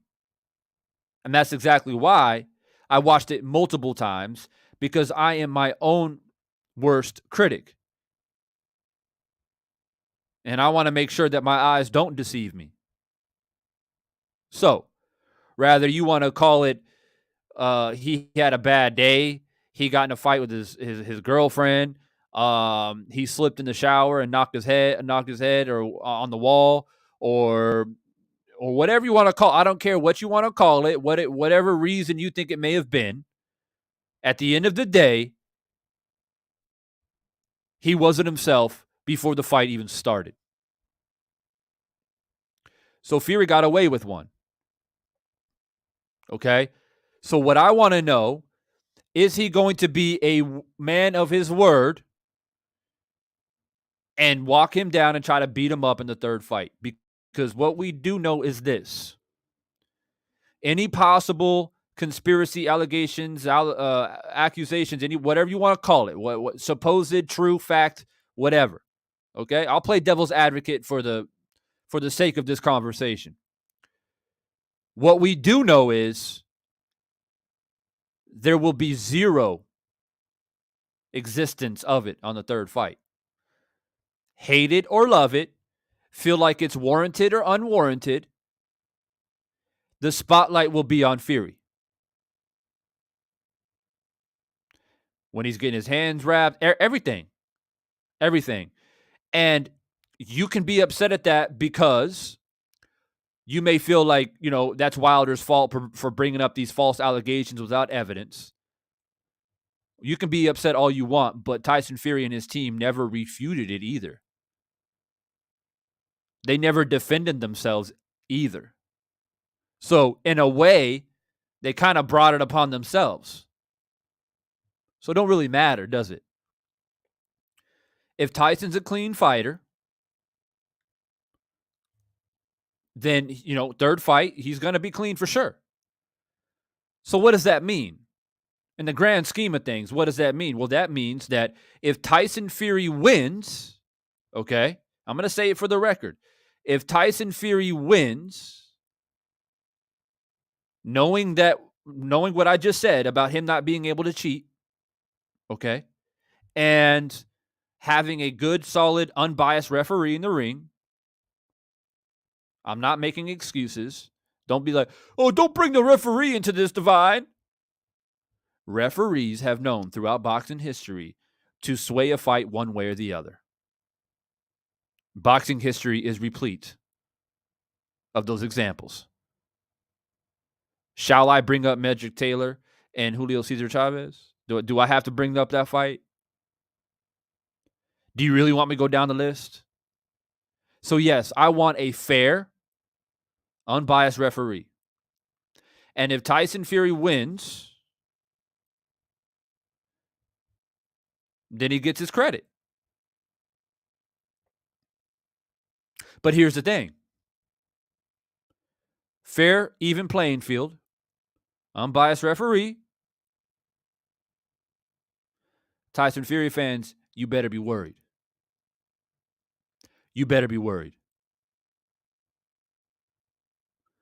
Because I don't look nervous, do I? I'm not nervous one bit because I pay attention. I pay attention. Devon, did you hear that on PBC broadcast that Fury tested +4 cocaine? I didn't hear that, but I mean, that's another conversation, another sidebar conversation when it comes to drugs, right? Because when I say even playing field, it's not just the gloves. It's not like egg weights. I mean, that's just a little piece of it. That's just some of it. We're not even mentioning here the fact that he's popped for illegal substances. We're not even mentioning here that he's a coke addict. Has been, maybe still is. We don't know. So I'm not even getting into that. And I have the right to do that if I wanted to get deeper with it. Kano Local Sports, what's good, man? Thanks for dropping by tonight.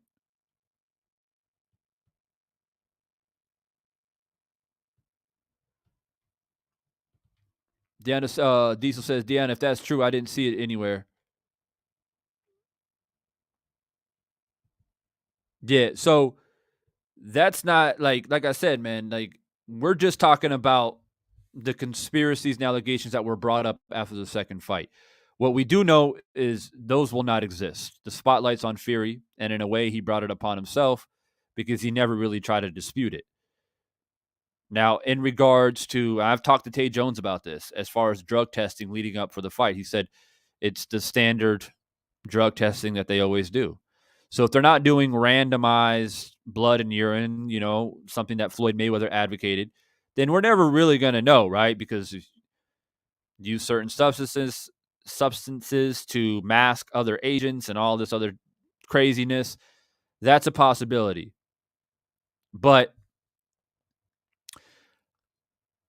I wouldn't worry so much about that. What I would worry about more so, in my opinion, everybody has their different opinions, but for me, what I would worry the most about is having a fair and unbiased referee.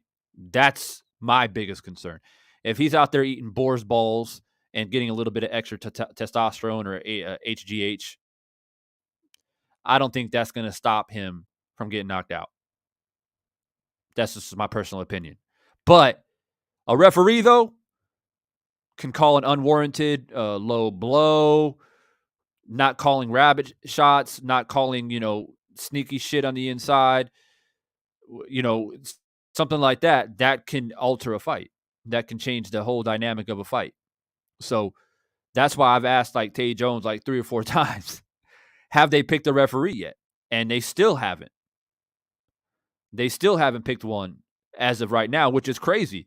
9 days before the fight, they still don't have, or they haven't announced at least, the referee.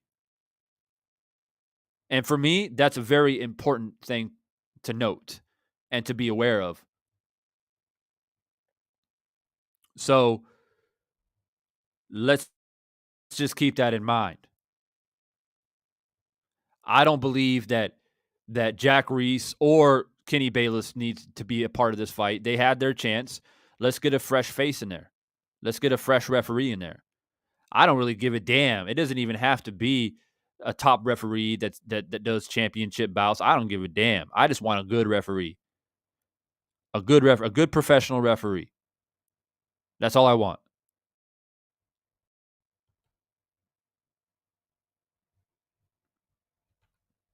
Yeah, Tony Weeks or Harvey Dock. Yeah, something like that. Something like that. That's what needs to happen. And if I'm in Wilder's team right now, I would be knocking on the door and making sure that, I want to make sure that we have a good referee. It's not something that you want to make a big deal out of it, because it makes it seem as if, I guess it may come off and it may leak into the media that you're worried, right? And so you don't want to make a big deal out of it, because the media will twist that and say, oh, you see, Deontay's worried about the referee. They want to get a referee that will benefit him. You see, Devon's on it. Devon's on this shit. I've been around too long. I know how the media does shit. So that's why you can't, as a fighter or a team, reach out to the commission and talk about referees, because that's what the media gets a hold of. That is game over. So that's why you are blessed or cursed with a referee last minute, or have no say, and it's just like, that's who it's going to be. Deal with it. And you don't got no say as a fighter, because if you do talk about it, the media twist it on your ass. So I'm just saying, keep a note of that.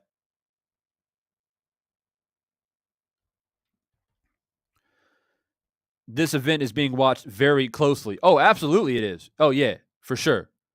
For sure. Absolutely it is. All right, this interview is almost over. I'll go ahead and continue it. And you're probably going to win the fight. And that's how it works. But am I 100%? I'm 1,000,000%. Look at me. I'm in fantastic shape. I'm as fit as a fiddle. I'm sparring 12 rounds. I've got the best sparring partners in the world. I'm absolutely ready. I'm ready today, tomorrow, and forever. I'll always be ready. And I'll never make excuses, because that's not me. Y'all heard what he said. Sparring 12 rounds. I've got the best sparring partners in the world. I'm absolutely ready. I'm ready today, tomorrow, and forever. I'll always be ready. And I'll never make excuses. I'll never make excuses. Yeah, he says he's in fantastic shape. Yeah, I mean, that's all just bravado. Don't get me started on that. But the thing that I want to point out is he said, I will never make excuses. So, when you get knocked out, I don't want to hear nothing about, I couldn't train, I got COVID, my daughter was sick, I was dealing with mental health issues, my wife cheated on me. None of that. The last one was a joke, but for real, no excuses. I want you to go in the middle of the ring, shake Deontay Wilder's hand like a man, and say, congratulations, champ. You were the better man tonight. And when the mic is passed around to you, that's what I want to hear. Deontay's the better man. Congratulations to him. I hope he goes on to do great things. I'm going to go back to the drawing board, as fighters like to say. And, that's it. That's what I want to hear. You just said, and I'm going to save this video. I'm going to save it. You just said, I will never make excuses. Okay? So we will see.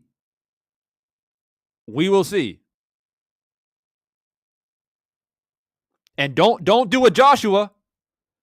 Don't pull a Joshua and leave the damn ring and not speak to the people.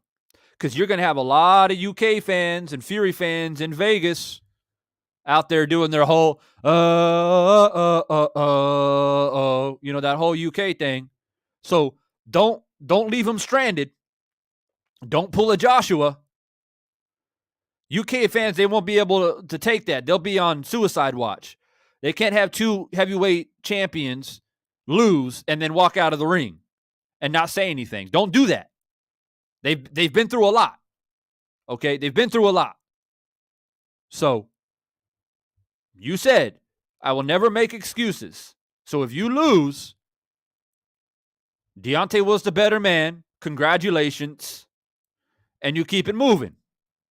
Because let's not forget, you're the one who criticized Wilder for making excuses, right?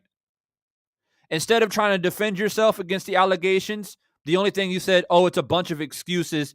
He's weak-minded. He has a weak character. That was your defense. Like that would hold up in a court of law. Hit the fire emoji.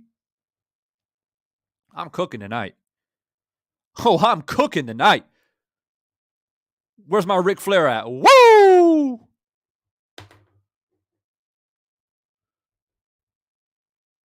Like, that will hold up in a court of law. Come on. People got to wake up. People need to wake up. So, all I want to hear is, I lost. He's a better man. Congratulations. That's it.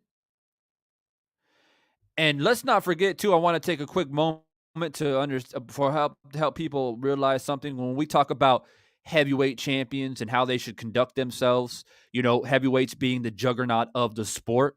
Everybody watches the heavyweights. Even my grandma watches the heavyweights. Okay? There's a certain way you should conduct yourself, right? And people got so upset about Wilder and then bringing up the excuses, blah, blah, blah. We've heard it 1,000 times. Y'all saw what Joshua did, right? Okay? Wilder, after the second fight, has the towel thrown in. The fight is stopped. And if anybody would be pissed off, it would be Wilder. If anybody would want to leave the ring and not give a post-fight interview, would be Wilder. But he stayed in, and he gave an interview. And he thanked his fans. Thank you for all the people who came out to support me tonight. I appreciate you. We will be back. That's what he said.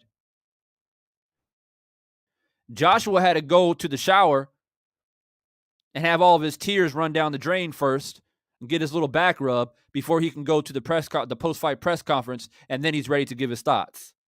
You want to talk about how champions need to conduct themselves in a certain way? Heavyweight champions, the juggernauts of the sport? Because my grandma watches it. So that's how important it is. Like, real talk. So remember how you come over here, you try to bring some heat. I got the fire hoses ready. You can't bring heat up in here. Man, these walls are made of stone. You understand me? The fortress is made of stone. You don't bring the fire in here. I'm the fireman in my failed attempt of Lil Wayne voice. Yo, shout out to Case Case Nasty Man with the super sticker, man. I appreciate you. I appreciate that. I don't get stickers very often, man. I appreciate that. I appreciate that. Yeah, so I just want to remind people of that. When people want to talk about, I don't like the way Wilder conducts himself as a heavyweight champion. Did you have that same energy for Joshua? Are you going to have that same energy for Fury when he loses, when he starts making excuses or he leaves the ring? I'm just asking a question. I'm just asking a question.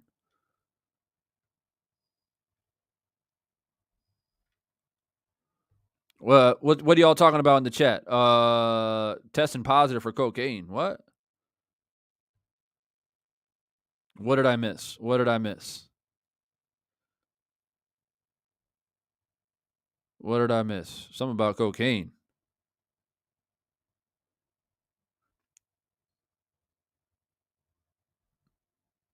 He tested positive for cocaine recently?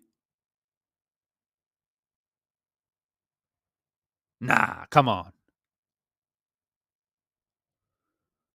He tested positive for cocaine recently? Somebody need to drop a link or something. Because that's crazy.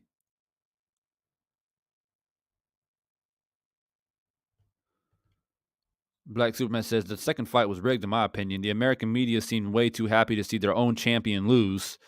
Mother effers were even singing by Miss American Pie with Fury.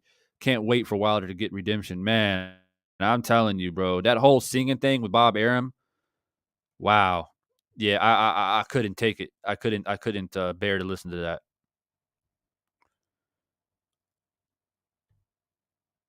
Big Texas ATX Cletus Smith. What's good, my man? Thanks for dropping by tonight. Hustler Slim says Fury tested positive for cocaine. That was the reason why the fight was originally postponed in July. Okay. I got you. So we didn't test positive for COVID, but cocaine, they flipped it and they made it COVID. Got you. Now that makes sense. And I'm going to tell you guys why. That makes sense. Because Tyson Fury nearly shot himself in the foot. Not in this interview, but one before that with this Mannix guy that I talked about before. He said in that interview that he was in Miami after the second fight was already signed, right? He went through the third fight. The third fight was already signed. They've already been through the arbitration, and he knew he had a fight. And before he went to Vegas to start training, he was in Miami living life, going to pool parties, going to boat parties, running around shirtless, having a great time. Right?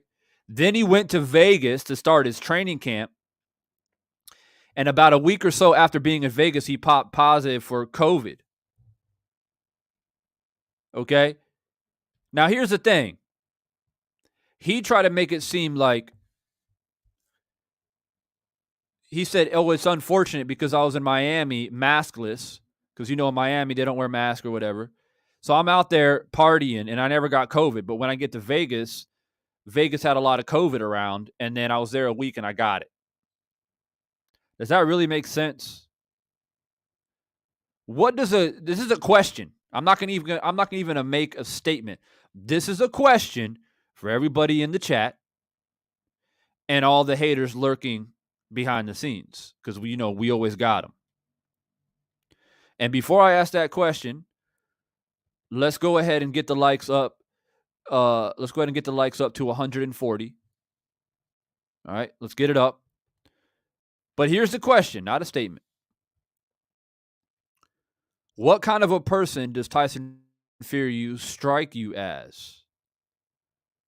Does he strike you as a professional who will take precaution, go out in Miami and make sure he doesn't get COVID so he can go to training camp and prepare for the trilogy? Or does he strike you as a person that is a little bit more flamboyant, likes to have a good time, likes to enjoy himself, likes to have a few drinks here and there, like a little sniff every once in a while, drop a little line on the table at the bar. And then whenever I get my little partying out of my system because I got to go back to training camp, I get to Vegas and now let's start training. What kind of a person does Tyson Fury strike you as? You're in Miami, partying. Tyson Fury said it himself, not Divine Sense Boxing. Y'all go watch the interview with Mannix. I forget his first name because that's how irrelevant he is to me. But there's an interview on here with Mannix podcast or whatever where he said he was in Miami partying, pool parties, boat parties, no mask, having a great time. A guy who has been on coke as an addict before, a straight up coke addict before, a straight up alcoholic before, a guy who has had issues dealing with substance abuse in Miami. Somewhere along the line, if this is true, which Hustler brought to the forefront here, if that's true, that means that somewhere along the line after he went from Miami to Vegas to start training, he was tested and he popped for cocaine. Either he was tested and he popped for cocaine or he got caught using cocaine. I'm not sure which one. So which one sounds more plausible to you in the chat? Miami partying, hitting some lines, or going to Vegas and unfortunately got COVID after being in Vegas for a week or two? Which one seems more plausible to you? Leave it in the chat. I'll let the people speak.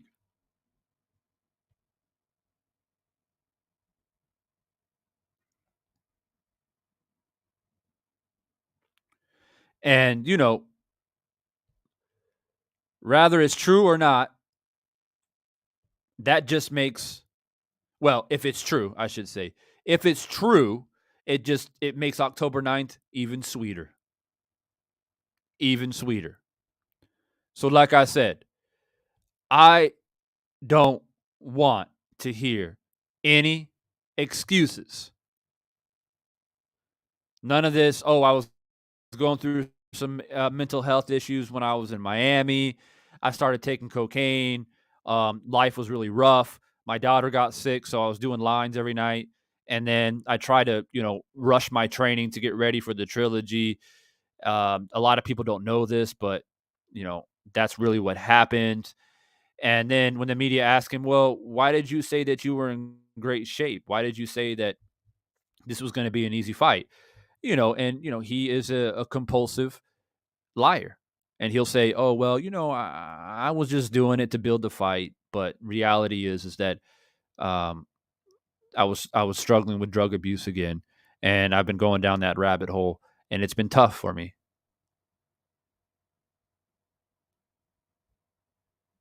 Some people may then loathe at that little sob story that he may plan to drop on people. But I won't be loathing in anything but in celebration.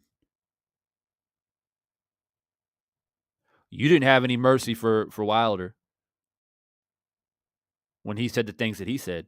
So why should we have any mercy or sympathy for you? All I got to say is I don't want to hear any damn excuses. And if there are excuses, don't bring them to me. I don't want to hear them. I don't care. While the world is sitting in a dark corner sobbing because their man got knocked out, him and Joshua, 2 UK heavyweights, it's not my fault. It's not Usyk's fault, and it's not Deontay Wilder's fault. So y'all can go cry, but go cry in your corner. Don't bring it over here. We'll be busy celebrating, and I'll be celebrating the victory on October 9th probably for several months. I might drop a video once a week in celebration just for the hell of it. Because why not?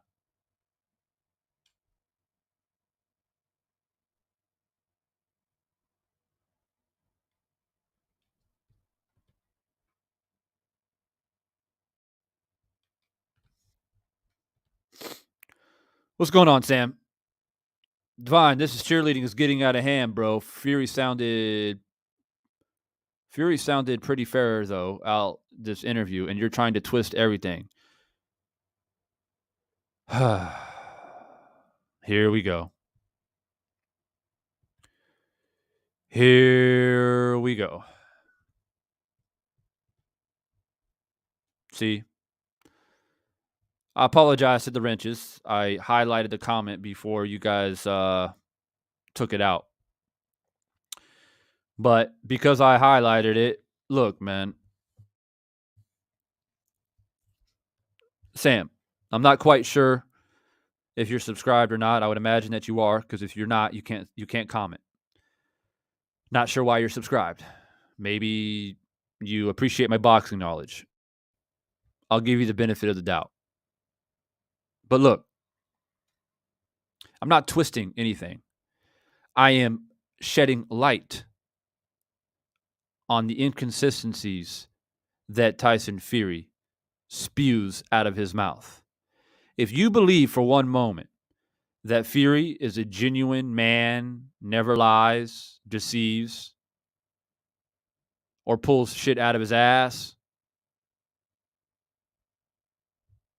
then we're just never going to agree on that, Sam. Maybe you shouldn't come over here when I talk about it then. Maybe you should wait for me to talk about other fights. If you're subscribed, I'll give you the benefit of the doubt. If you're subscribed because you appreciate my boxing knowledge, then maybe you shouldn't come over here when I talk about Fury.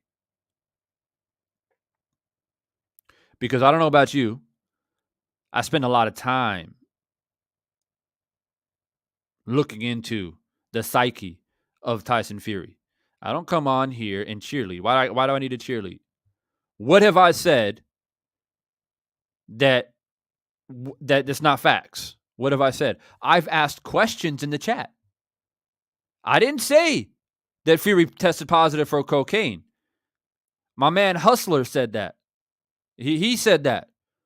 So I asked a question. And if people have problems with me on my show, on my live, asking my subscribers a question, then I don't know what you're doing here.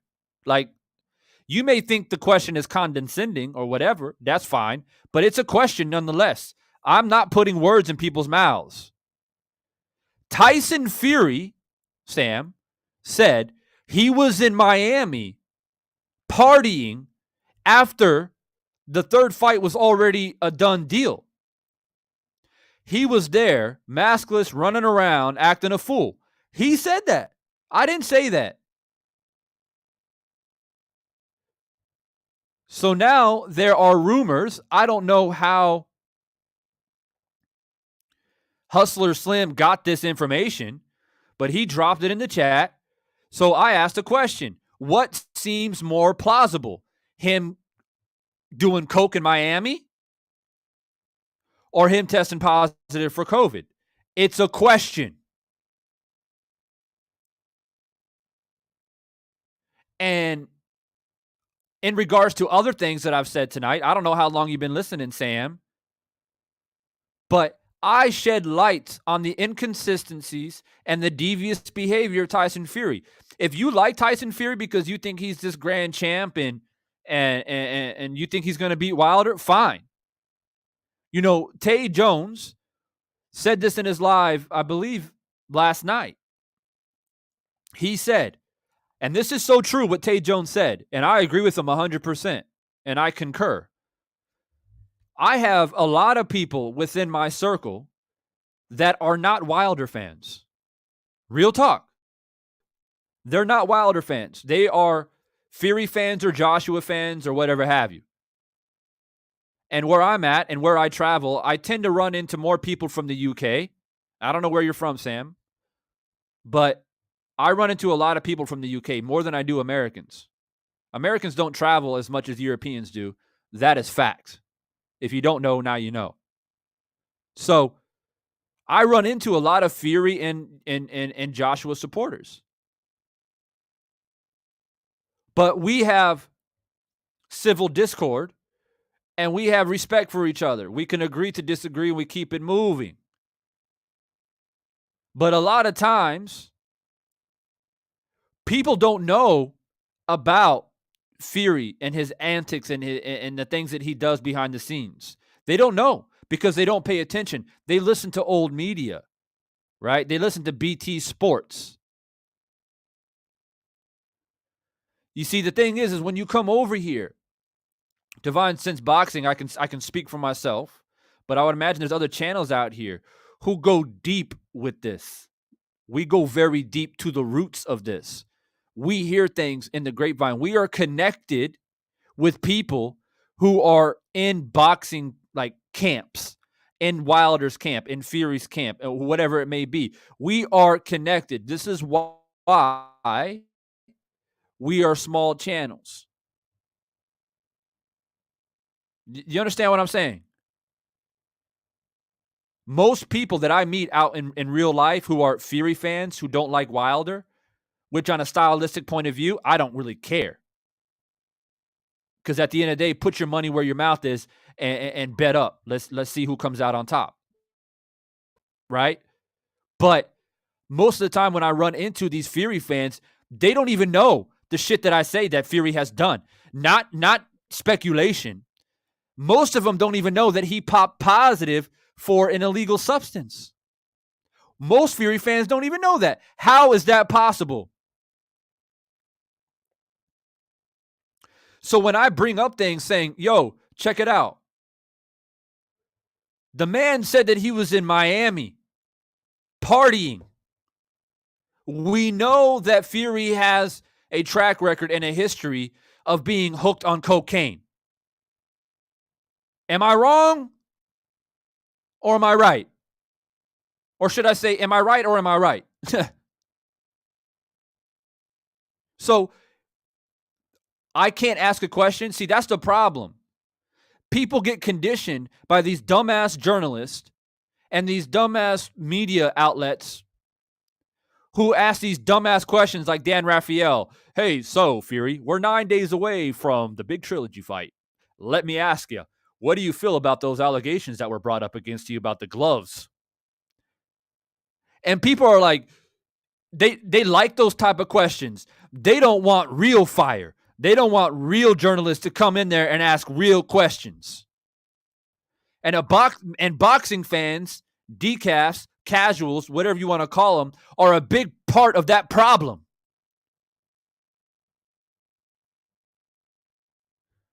Because if Divine Sense is on that little interview, it's simple. Tyson, man. So I remember you saying earlier that you were in Miami partying and stuff like that after the third fight was signed. You know, you're your own man. You can do what you want. But my question for you is that there are now rumors coming up and sparking the media now that you didn't test for COVID, but you actually either were caught or tested positive for cocaine. And then there was a grand conspiracy and you guys made it about COVID. Is that true?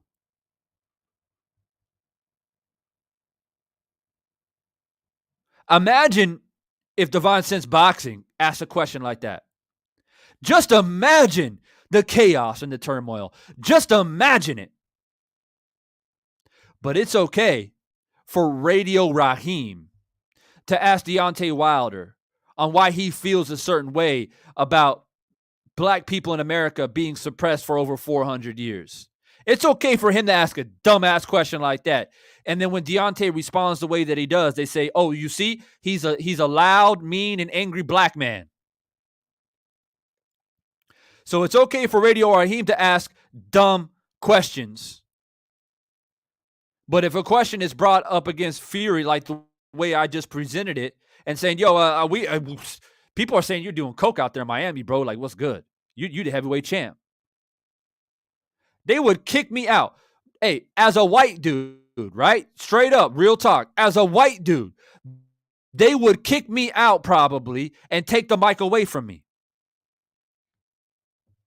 Tell me I'm lying. Tell me I'm lying.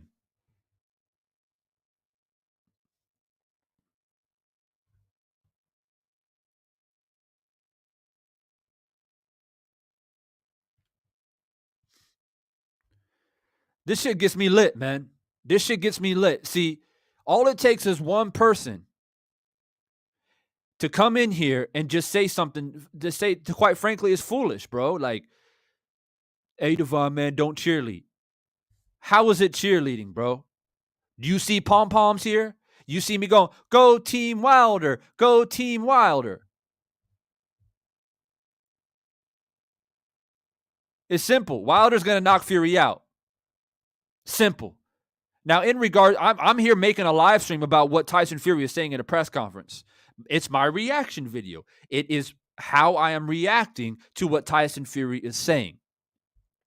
Had nothing to do about cheerleading. What people, I think, don't know or they forgot is that I've been doing this for a long time. A long time. This is not a dude that just popped up on the scene a couple of months ago. I've been around since 2008, 2009, 2010, when most of you, a lot of you, weren't even on YouTube yet. Real talk. Before the LDBC.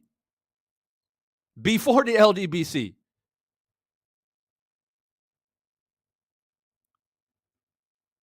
I went into a little retirement for about 5 or 6 years, and then I came back in June. Now I'm back. So people are now starting to realize and understand who Devon Sense Boxing is. I've been doing this for a long time, man. So I don't need to say the things I need to say just because I'm a Wilder fan. I'm bringing truth to light.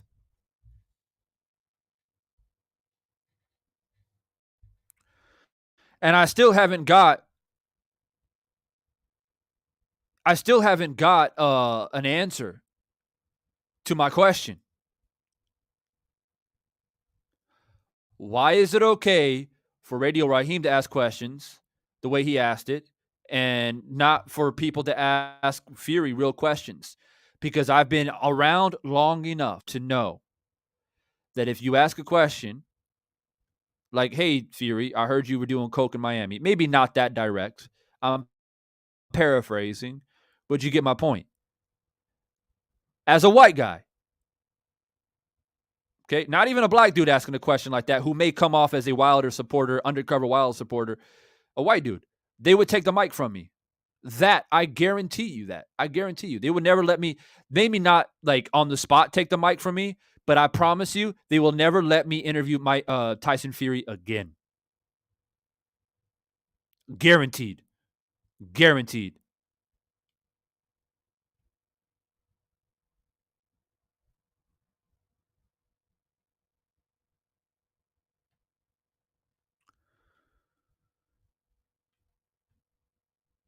So I don't even know what this Sam Harrison, who is this dude? Who is this guy? See, that's the thing, people. I want people to understand, right? I want people to understand.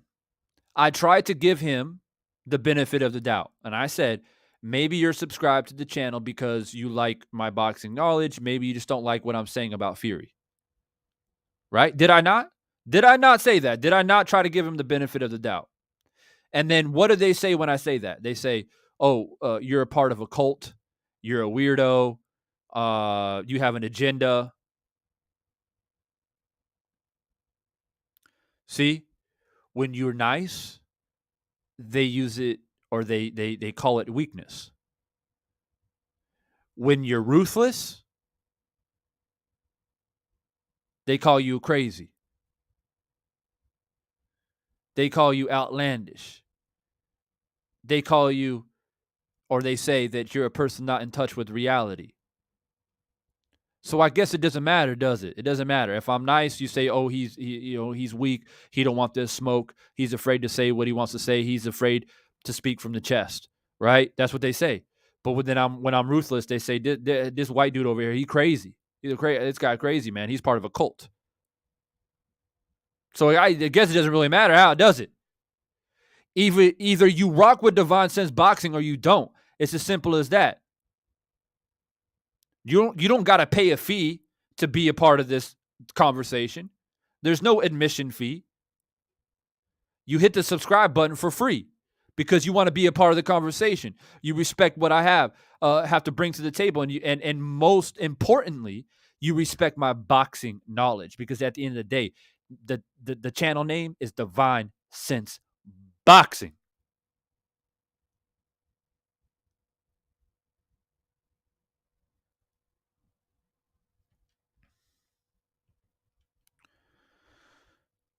You know, like what you like to say, Deanna, man, listen.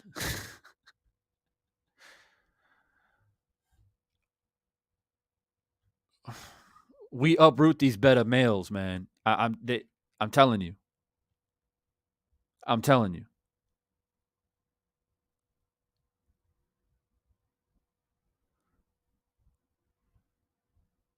I'm telling you. We got another guy, Matt Reynolds. See, they're coming in full force. They are literally subscribing because they can't help themselves. They want to comment. They can't stand it.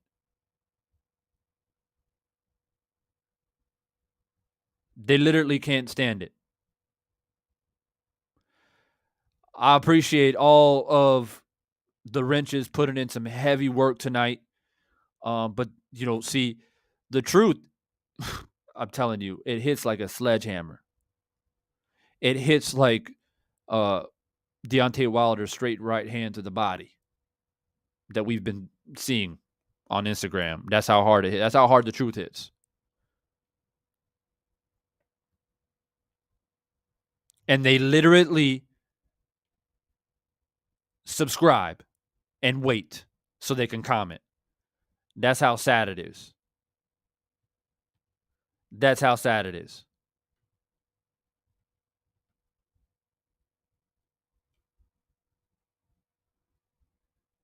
See, my biggest issue is that people get upset when I say the things that I say in support of Wilder and or against Fury. They hate it. They hate it. And that's why they come not in the live, because they don't dare to do that because I got wrenches on standby. But that's why they come to my uploads and they comment. You know, they say, self-hating white man, you hate your own kind. You know, how dare you go for a black man? You're white. You got to go for the white. This shit they say. This is what they say. And I have it all screenshotted, by the way. It's all been screenshotted because they hate it.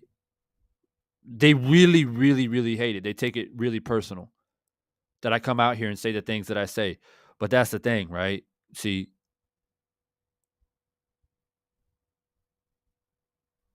I'm a real one, you know? I don't know what else to say. I can't sugarcoat it. How I grew up and the things that I've been through, the things that I've fought for throughout my life. That's it, man. Like I don't need to stand up on the mountaintop and scream and try to prove myself. The proof is in the pudding. Be steadfast in your beliefs, people. Stand firm. Stand firm. All we, you know, it's our wits that make us men and women, that keeps us on solid ground.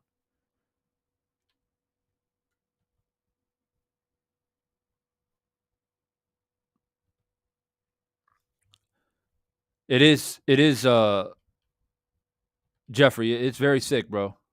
It's very sick. These people are literally sick. They're literally sick. But you know the crazy thing, Jeffrey? You know what the crazy thing is? Is that in real life, they don't talk like that. In real life, they don't talk like that. For real. You know, I grew up as an athlete, right?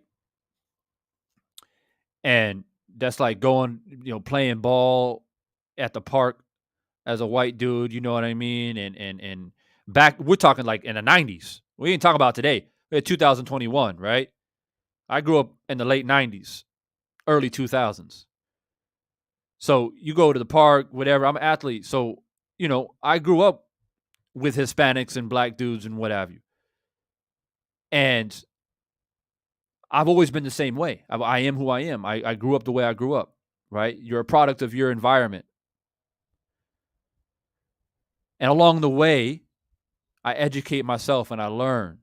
It's not just about, oh, I want to be cool. No, it's like understanding and being who you are and adapting. That's the thing.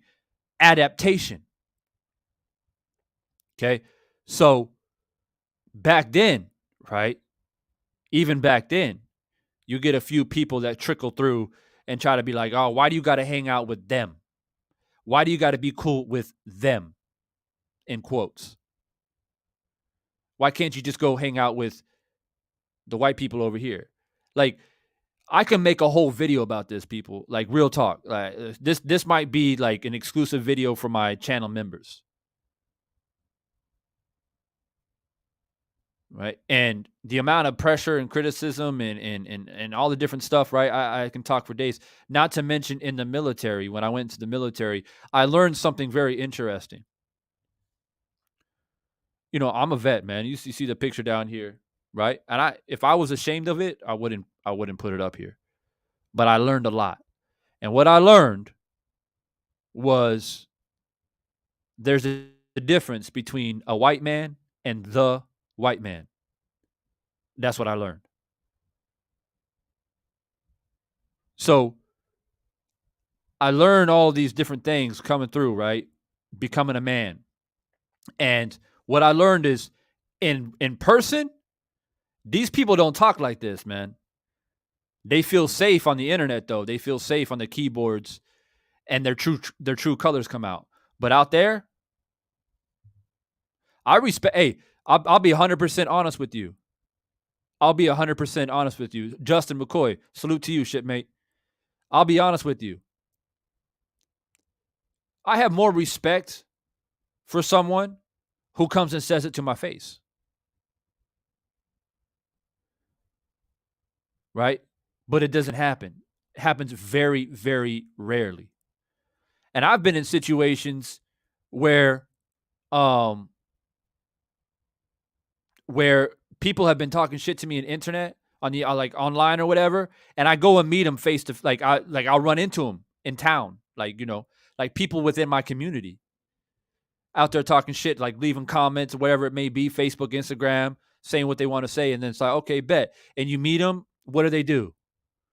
What do they do? Y'all know what they do. Oh, nah, bro. Like, I didn't mean it like that, man. It's just like, you know, you just took it the wrong way. And, you know, it's just sometimes like, you know, I just don't understand like why white guys gotta like do this and this and that. Why you lowering your voice now? Like you putting shit in caps. You writing comments and putting capital letters at, you know, for me, caps mean you're screaming at me. When people put shit in caps, that means you're yelling at me. But you don't keep that same energy when I meet you in person. Because you know why? When they meet me in real life, they see I'm about that life. They see I ain't no punk.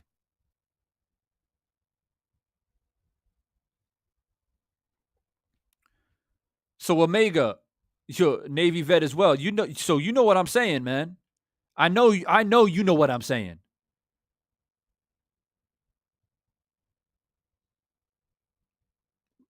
Right? So now I let people just say what they want to say. I let people say what they want to say. Because reality is, it's like Drew Titan was saying a couple weeks ago.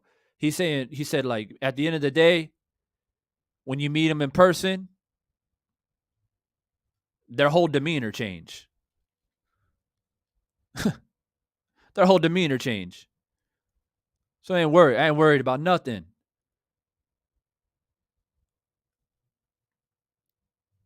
So anybody out there, FYI, lurking in the shadows, okay, I know I got haters out there. Oh, trust me, I know. Woo! Trust me, I know.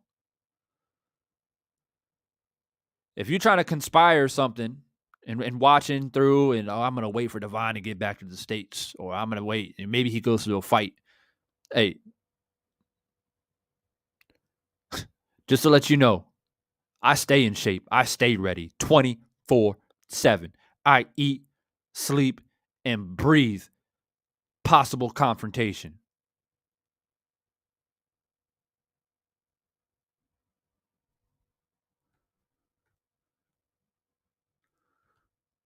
Plat Boy in the house.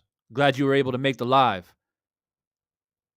I was making sure that I continue this live and not cancel it early because I knew my boy Plat Boy was going to drop in.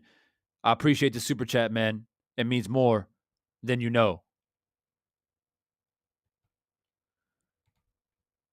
I've been in the fan room before. Hey. Yeah. And, on that note, Omega, like, that's the one thing I miss. There's a lot of things I criticize about my experience in the military, and, I might write a book about it one day. But I'll tell you this.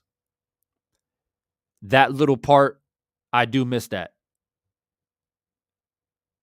The interesting thing about the military is, as you know, you get in contact with many different walks of life from all across the country. Dudes like straight from the hood, from New York, from Cali, from LA, Chicago, Atlanta, from Texas. And then you get like these rednecks from Alabama, Georgia, Louisiana, Arkansas. Everything. You get these like inner city white dudes that like went to nice schools that ended up being like nuclear engineers and shit. Everything you get in contact, right? But the crazy thing is that none of that shit matters. None of it. So it's like, you got a problem with somebody? Hey man, I'll see you in the back. I'll see you in the back. That's it. But that's the one thing that I had a difficult time.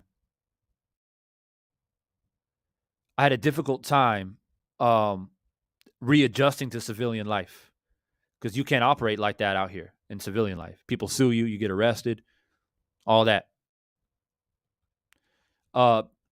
Patrick Starr, I already did at the beginning of this live, the first probably 30, 45 minutes. I already talked about the resume.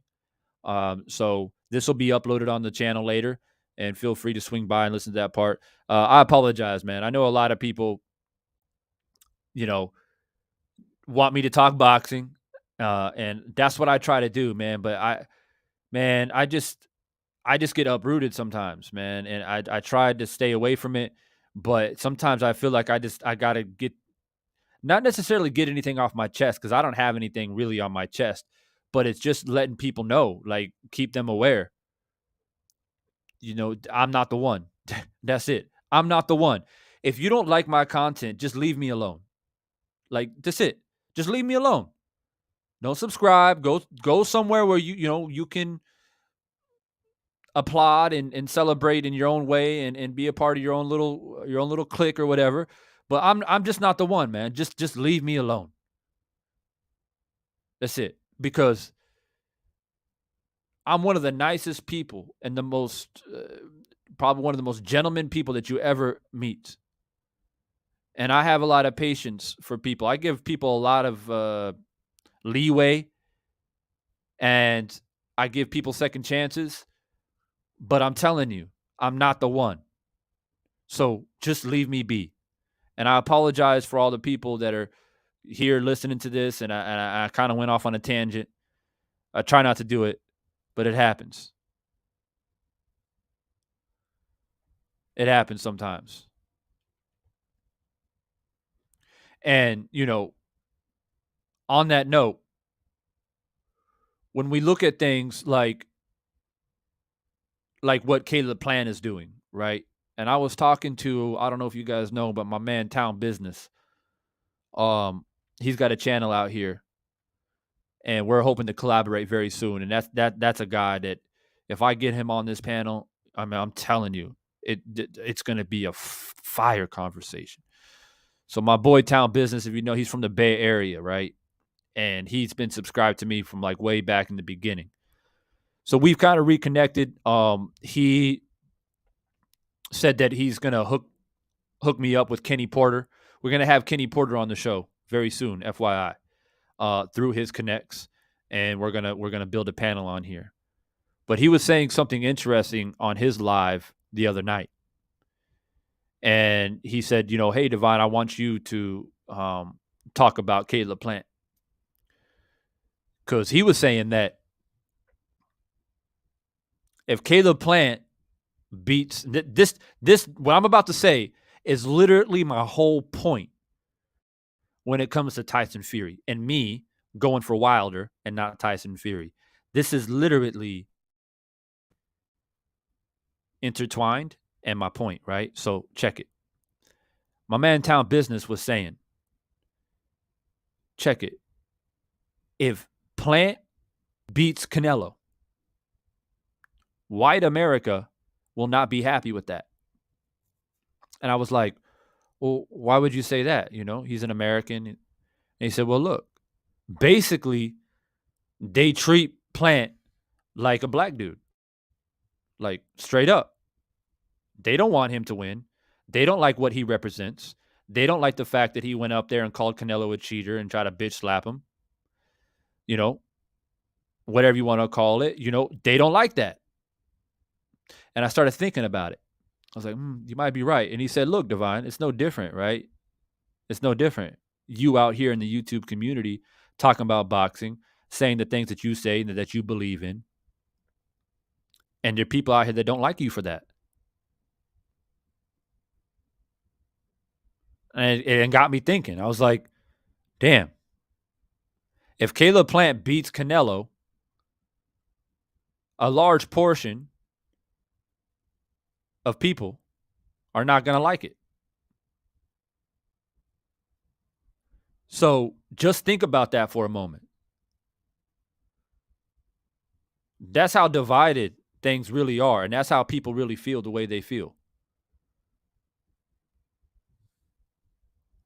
And so this is a guy, my boy Town Business, and he's actually interviewed Plant in real life too. And, he said he's dude's like a real cool dude, down to earth guy.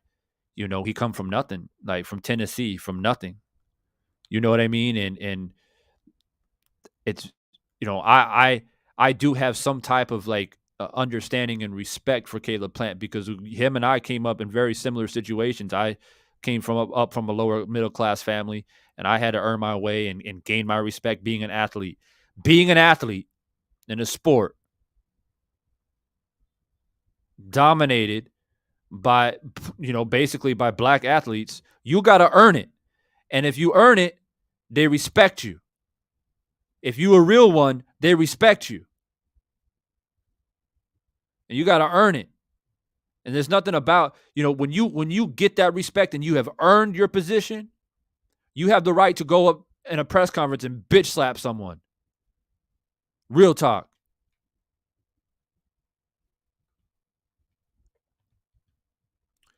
Dr. Hook says, I participated in 2 combat sports, served in 3 armed conflicts, taught school, served as a prison official, and a minister for 25 years. Racism was present in all of them. I'm just going to leave this comment up here just for a moment.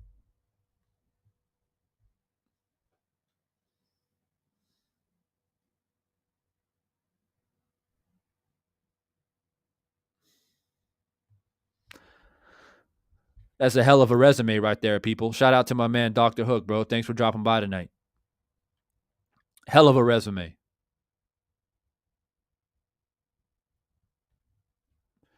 So, at the end of the day, man,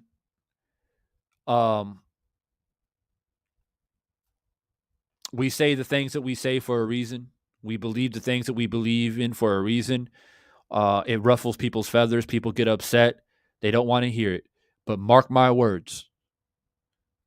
If Caleb Plant beats Canelo, watch what happens. He'll get love from us. He'll get love from the people that respect him for who he is and for his skill, okay, for his skill. But watch what happens.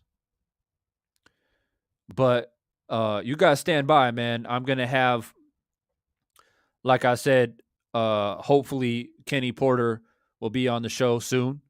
We'll do a nice little interview with him. And the prediction video of Plant Canelo. I know a lot of people. And hey, shout out to everybody who voted in the poll, by the way. Everybody who voted in the poll, I asked everyone what they're looking forward to the most. Most people voted for Plant and Canelo prediction / breakdown video. So that's probably the next upload to be dropped. Hopefully within the week. I'm trying to get one of my friends out here who's a fighter out here. I've been trying to, like, our schedules ain't matching up, but I want to get him on video with me and do like a real breakdown, like show you guys how I think Caleb Plant can win. You know what I mean? Like really give you guys a visual similar to what I did for Pacquiao Spence, but that one I did by myself. But I'm going to try to get my boy, if I can get him on the right time, then it's going to be an epic video. So look forward to that. And yeah, 9 days to go. 9 days to go.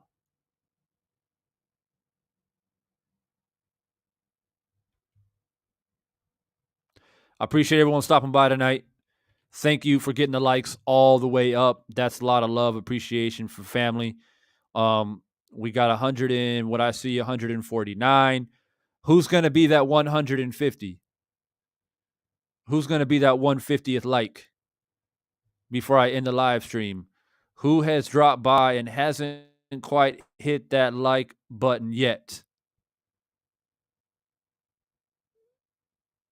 I know a lot of people. There it is right there, 150. 150. Whoever hit that, I appreciate you for hitting that 150th like. Platboy says, gotta love the 5 dislikes. Oh, every time, bro. At 5's nothing. I usually get about 10, 11, maybe 12. That's the standard. That's the standard right there.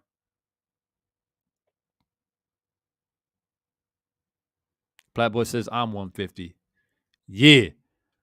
I appreciate you guys, man. And for all the people that came over here first time and subscribed, I appreciate you too.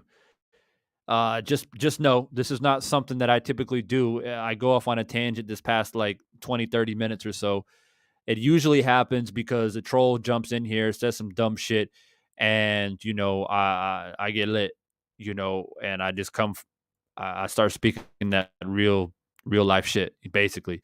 But just so you know, we normally talk boxing all day, every day. We keep it real and authentic, man.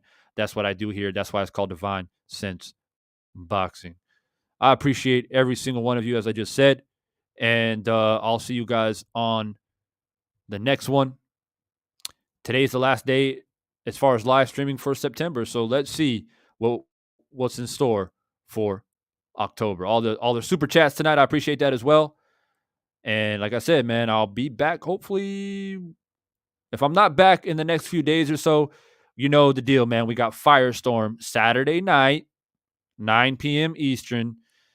I'm going to try to get the panel together. Last week, Drew was busy. Stormy B was busy. So I'm going to try to lock them down to have a Firestorm panel, pun intended, Saturday night. So y'all stand by, man. I appreciate everyone. Be safe, be strong, be positive, be steadfast in your beliefs and convictions. And I'll check. Peace.